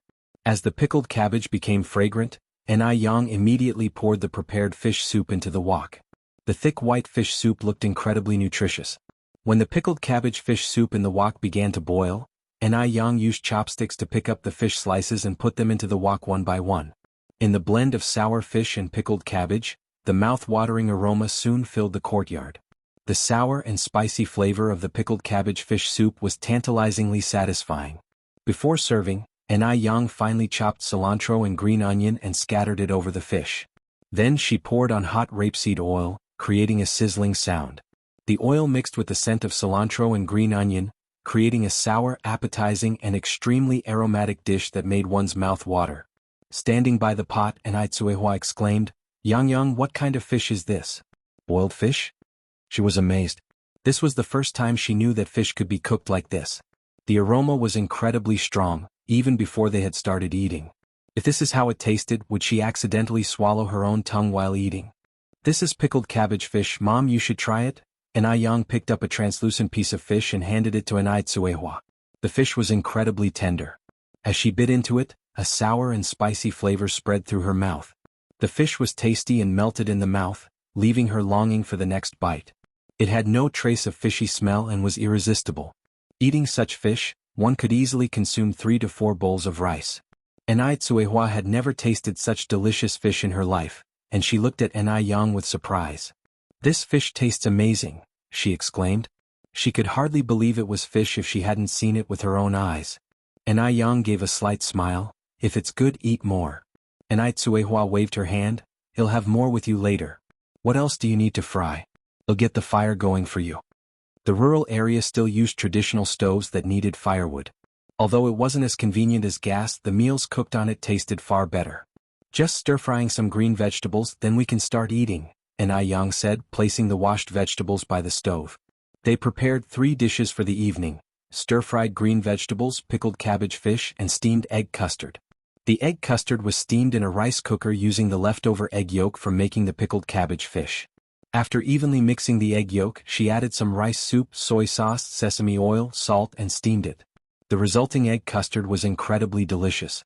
For a mother and daughter, these 3 dishes were plenty. Sitting at the dining table, Tsuehua suggested, Why don't we invite your Aunt Ning over? She's always taken good care of us and I'm sure she's never tasted this pickled cabbage fish. Sure, and Yang went into the kitchen, added another set of tableware and went to the north wing. Initially, Chingray refused because frequent freeloading was embarrassing during these straitened times. But she couldn't resist Yang's enthusiasm, so she came over, trying not to appear shamefaced. Yang, I'm so sorry. Look, here I am again freeloading, she said. Chapter 24. Start doing business. Tsuehua said with a smile. You're being too polite, Chingay. Have a seat. Try the sour fish that Yang cooked. This girl loves to experiment. Have a taste and see if it's good. Although she called it an experiment, Quihua's eyes were filled with pride. How could she not be proud to have such a capable daughter like Yang? If it were not for Yang, she would probably still be struggling in Dam Village. The life she leads now is something she had never dared to dream of before. Sour fish. Curiosity sparkled in Chengua's eyes. This is my first time trying this kind of fish. It smells delicious. I'm sure it tastes great too. Aunt and I have a taste first. Yang used serving chopsticks to place a piece into Chengua's bowl. Chengue was not particularly fond of fish. Also, not all good-smelling food tasted as good. But it was hard to decline Yang's warm invitation, so she didn't refuse. Under Yang's expectant gaze, Chengue took a bite of the fish. Her expression went from indifferent to surprised. The fish was not only incredibly tender and fresh, but was also savory, sour and spicy. It was simply delectable. Yang, is this really fish? How come there's no fishy smell at all? It's so delicious. Chengua's eyes lighted up excitedly. She had never had such tasty fish before. She was even starting to question if this was really fish. Yang nodded slightly and explained, this is squid. I marinated the slices in cooking wine before cooking, and combined it with pickled vegetables, which is why there's no fishy smell. Yang, you're really amazing. Chengue turned to Tsuehua and laughed. Yang's mother, you've really raised a good daughter. You're certainly in for a good life in the future. Tsuehua was all smiles. This girl has been sensible since she was a kid. By the way, Yang, where did you learn to make this sour fish? I've never had it before. Chengue asked. With a calm expression, Yang replied without any hint of smugness from the praises, I saw it in a cookbook. Chengue continued to ask, what cookbook was it? Yang replied, one can't remember, it was so long ago. Sour fish seems to be a dish from Chongqing. If you want to learn, I can teach you. Even though Yang was hoping to earn money from cooking sour fish, she had no intention of keeping the recipe a secret, especially since it wasn't her original creation. I was just asking, Chengue continued, with my job keeping me busy all day, where would I find the time to learn this? In fact, Chengue had been farming at home until 5 years ago. After her husband was killed in a car accident, the trolley company not only paid her a substantial compensation but also arranged a decent job for her with high pay and a light workload. By the way, since one live alone and only eat at home in the evenings, how about one start eating at your place from now on? Chengue continued, but don't worry, I'll pay for my meals. How about one give you 5 yuan per month for my meals? Given that Chengue had made such a proposal, it would clearly be inappropriate to refuse. Yang laughed and said, Aunt you're welcome to come over anytime, not just for dinner. We live together, we should be like family. There's no need to talk about money. Courtesies were important. It was the basis for social interaction. If you can't even utter flattery, you'll end up being taken advantage of in society. Although Chengue knew Yang's words were merely pleasantries, she was still very happy. Smiling, she said, I should still pay. How could I have the nerve to eat here without contributing? So let's start from today. I'll prepay this month's fee. With that, Chengue took out a note from her pocket and placed it on the table. Tsuehua repeatedly declined, Chingay, let's not worry about today's meal. If you plan to eat here, let's start from tomorrow. Okay, Chengue didn't refuse any further, focusing on her fish. That's settled then. After the meal, Chengue said, Yang, your sour fish is really tasty. Can you cook it again tomorrow night? I'm telling you, there's a river east of our village teeming with fish and shrimp. People don't usually catch them because the fish don't taste good. If you're free, you could bring a fishing rod and likely catch some big fish. Yang nodded, okay, since you like it, he'll cook sour fish again tomorrow night. At the same time, Yang received important information. The river to the east had lots of fish. If she could cook sour fish using these wild river fish, it would surely taste better than the bought ones. And Yang's eyes darted around. She had a new idea. At night, everyone was asleep, but Yang was still busy in the kitchen. She turned all the remaining 5 fish into sour fish, brewed a pot full of soup. The enticing aroma filled the room. After the soup was ready, she transferred all of it into a new large iron bucket. The iron bucket, complete with a lid, was one she had just bought that day. After all that, Yang prepared a large jar of secret chili oil, then diced green onions, garlic and cilantro and put them into enamel cups, ready to bring along the next day.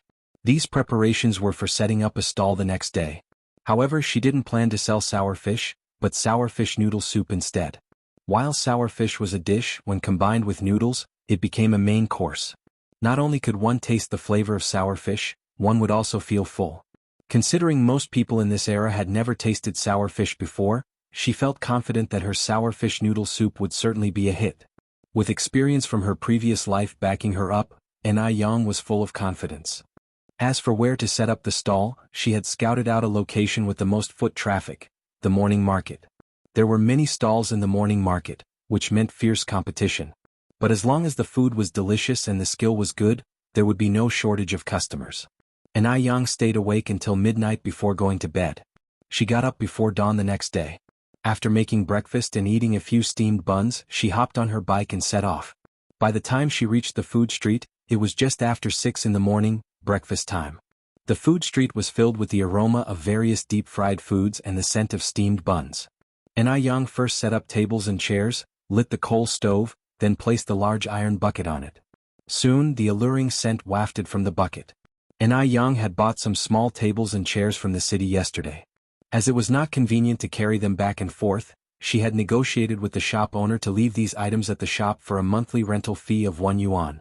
The street was crowded with passers-by. However, when they saw the sign that read, sour fish noodle soup, next to Yang, they lost their appetite. What's so great about fish? Observing her stall being void of customers for half an hour, Yang grew anxious. She rubbed her temples and had a sudden brainwave. She had a solution. Yang's eyes twinkled with a smile. She walked into a grocery store nearby and came back with 10 small cups in her hands. Chapter 25 Sell Short. _1 Yang blanched a handful of noodles and fish soup and served them into 10 cups, sprinkled them with cilantro, chopped green onion and minced garlic, before pouring the final touch of soup over them. Thus, 10 petite servings of sour fish noodle soup were completed. Though small, the servings had a full spectrum of colors, scents and flavors. Yang held a tray with 10 servings of noodles and started soliciting passers-by loudly, "Come, come, step right up, free noodles for tasting, it's all free." Upon hearing the word free, a middle-aged woman immediately paused and asked, "Are you really giving these away for free?" Yang nodded and handed her a cup. "Yes ma'am, please judge if it tastes good or not. This cup of noodles doesn't cost you a penny. If you like it, you can sit down and have a bowl of it at only 3 cents per bowl. If you don't like it, you can simply leave without any obligation. After all, 1 a.m. a young girl standing before so many people. Do you think I could swindle you?" The middle-aged woman suspiciously took a sip from the cup while multiple people had already gathered around to watch. In this era, promotional strategies were scarce, much more so the free food samples, thus attracting numerous onlookers. However, these onlookers only watched the first-to-act middle-aged woman, without accepting the cup noodles from Yang, fearing it to be a scam. After finishing the soup, the middle-aged woman wore an incredibly baffled expression. The surrounding crowd was filled with curiosity. With an amiable grin, Yang asked, "So ma'am, how would you rate the taste?" The woman took a bite of noodles without answering, carefully chewing, and then looked at Yang incredulously. "This is absolutely delicious. Missy, how did you prepare this fish soup?" The noodles, imbued with the tangy, spicy and savory flavor of the pickled cabbage fish soup, were incredibly appetizing and left people craving for the next bite. There was no fishy taste at all. If it weren't for the fish fillet floating on the soup, who could believe these were fish soup noodles? "Exactly." Yang nodded. "Ma'am, would you like a bowl?" "Yes, yes." The middle-aged woman replied excitedly and picked a place to sit down. "Missy, hurry up and bring me a bowl." The middle-aged woman was originally going to have breakfast. She had been eating here for 3 or 4 years, but had never tasted such delicious noodles. She couldn't wait to have a bowl right away. "Sure ma'am, please wait for a moment." Yang acknowledged the request. Having observed the reaction of the middle-aged woman, The onlookers started clamoring for a free cup of noodles themselves. They were simply too curious, were the noodles indeed that delicious? Yang rapidly handed out the remaining 9 cups of noodles to the others. However, many others had not gotten a share.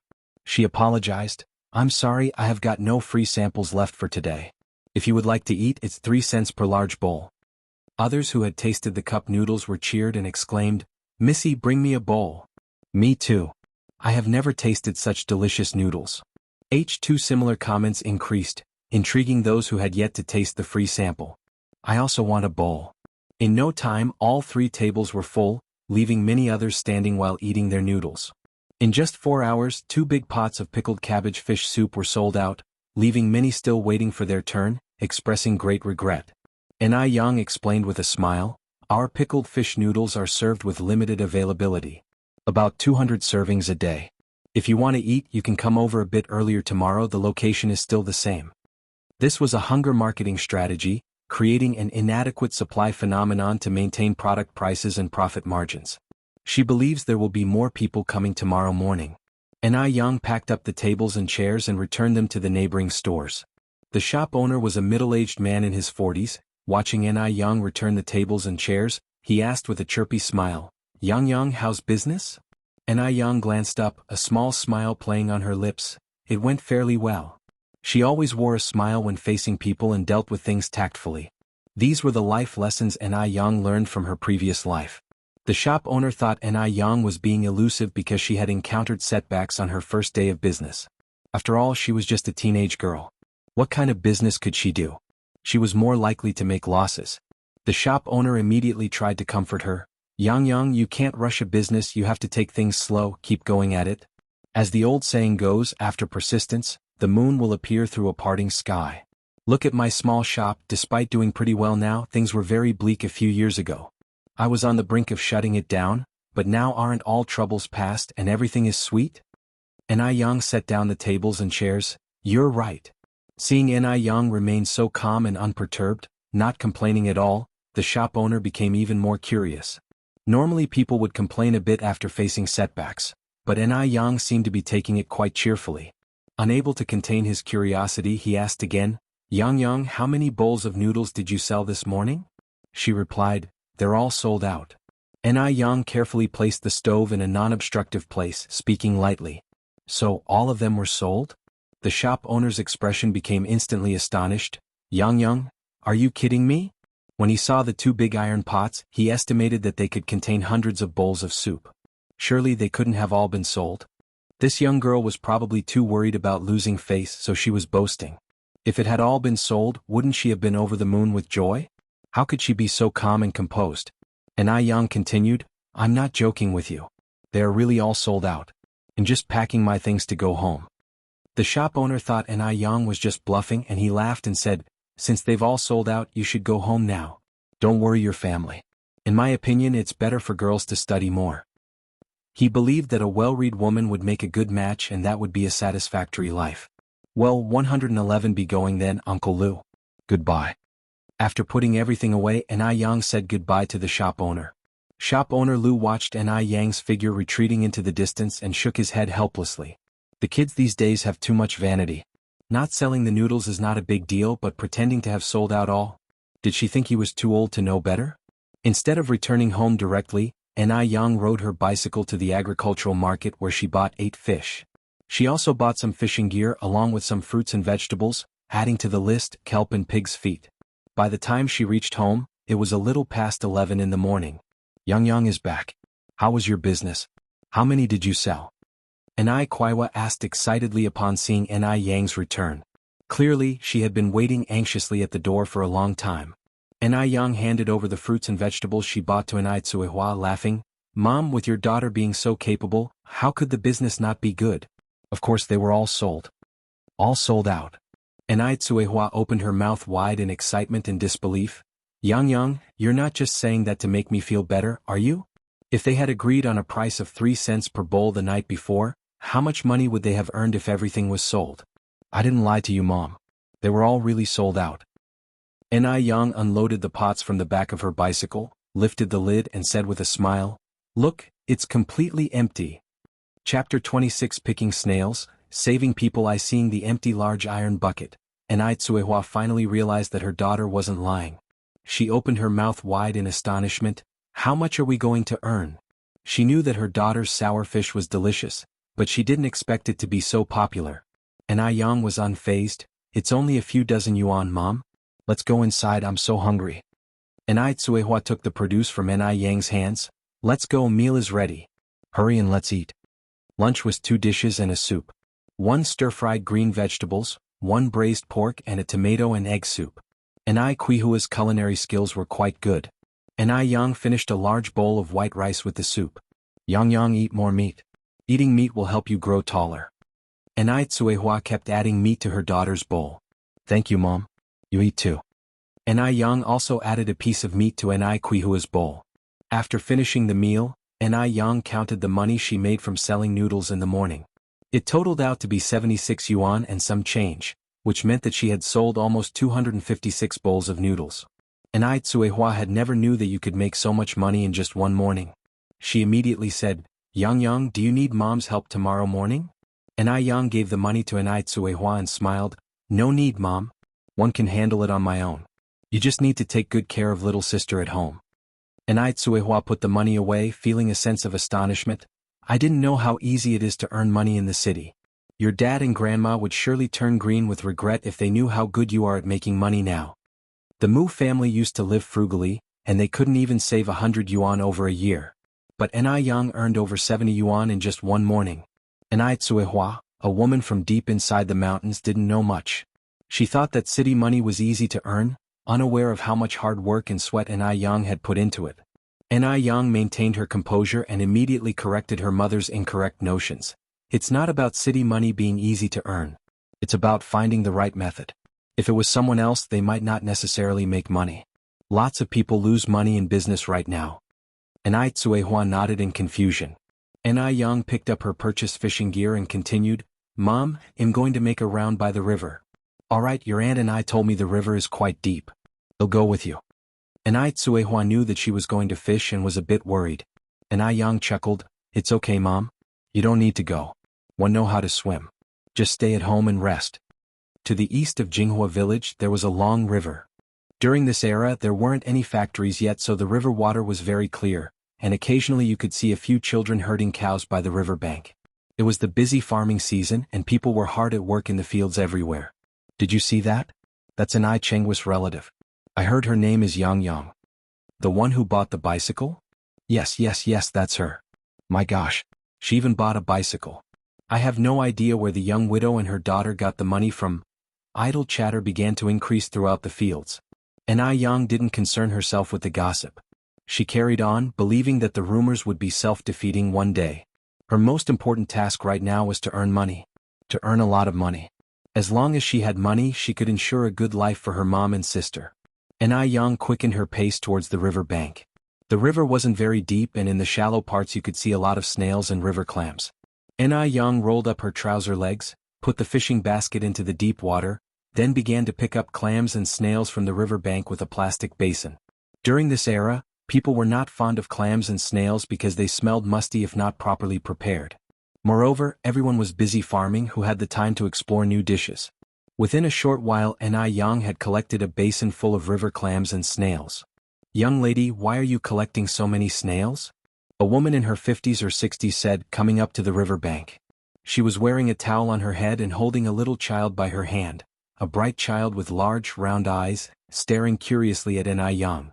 Ai Yang laughed and said, He'll pick them up and stir-fry, adding some green onion, ginger, garlic and chili. It'll be fragrant. Auntie, would you like to pick some with me? The aunt frowned deeply. You're a big girl from out of town, aren't you? These things are fishy and hard to eat. We usually use them to feed ducks. No sooner had she finished speaking than the child she was leading by the hand started to convulse all over, foam at the mouth and fell to the ground in less than 10 seconds. It was as if he was possessed. All of this happened so fast, the aunt obviously had never seen anything like this before and was scared to her knees, not knowing what to do. Guobao. What's wrong with you?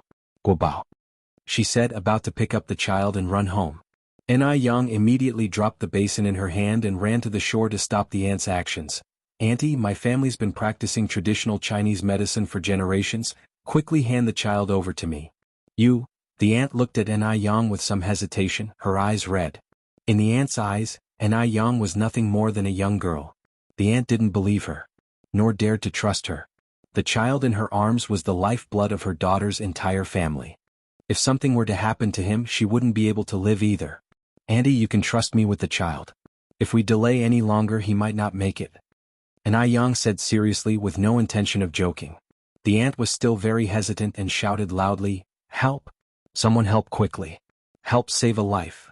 There were many people working in the fields. When they heard the aunt's call, many people came. What's going on here? Isn't this child from Maifeng's family? Is he possessed? The crowd was buzzing, guessing the cause of the child's illness. Yang couldn't care less at that moment. She snatched the child from the aunt's arms, laid him on his side on the ground, pried open his mouth, and then without hesitation, put her hand into the child's mouth. The child immediately bit down hard on Yang's hand. She squeezed her brows and broke out in a thin layer of sweat on her forehead. The onlookers watched Yang, pointing fingers. What does this little girl know? What if she causes someone's death? Auntie Chen, stop her quickly. Don't you want Guobao to live? This little girl really doesn't know her place. Just as the crowd was about to step forward and interfere, an experienced old man immediately stepped forward and said loudly, "If you don't know, then don't talk nonsense. Guobao is having an epileptic seizure. This girl is trying to save him. If not handled well, this disease could be fatal. You people need to back off. Don't get in the way of her trying to save someone." When the crowd heard this, they immediately retreated a bit, fearing trouble might find them, whispering among themselves. Yang looked up and gratefully glanced at the old man who had spoken. The old man was wearing reading glasses and a white vest, exuding a scholarly aura, not like an ordinary farmer at all, but more like someone who had retired to the countryside. The child was still convulsing non-stop, and the aunt started to cry in a low voice, "Guobao, you cannot let anything happen to you. What will I do if you are gone?" Yang, while performing emergency measures, said, "Auntie, quickly unbutton Guobao's shirt." All right. The aunt then snapped back to reality, her hands trembling as she undid the child's buttons. During that time, the child's eyes were tightly shut, his face looked deathly pale, he slowly stopped convulsing, his breathing became slower and slower, there was almost no sign of life in him. The whispering on the side started up again, "Can this girl really do it? It's been so long and still no response, could it be that Guobao is gone?" As soon as the aunt heard this, she panicked immediately, her hands went around Yang's neck, shaking Yang, she said in an emotional tone, "If anything happens to my Guobao today, one will fight you to the death with my own life." You're tuning in to the Phantom Sword Chronicles YouTube channel. Don't forget to subscribe and join us on this journey to catch the most captivating stories.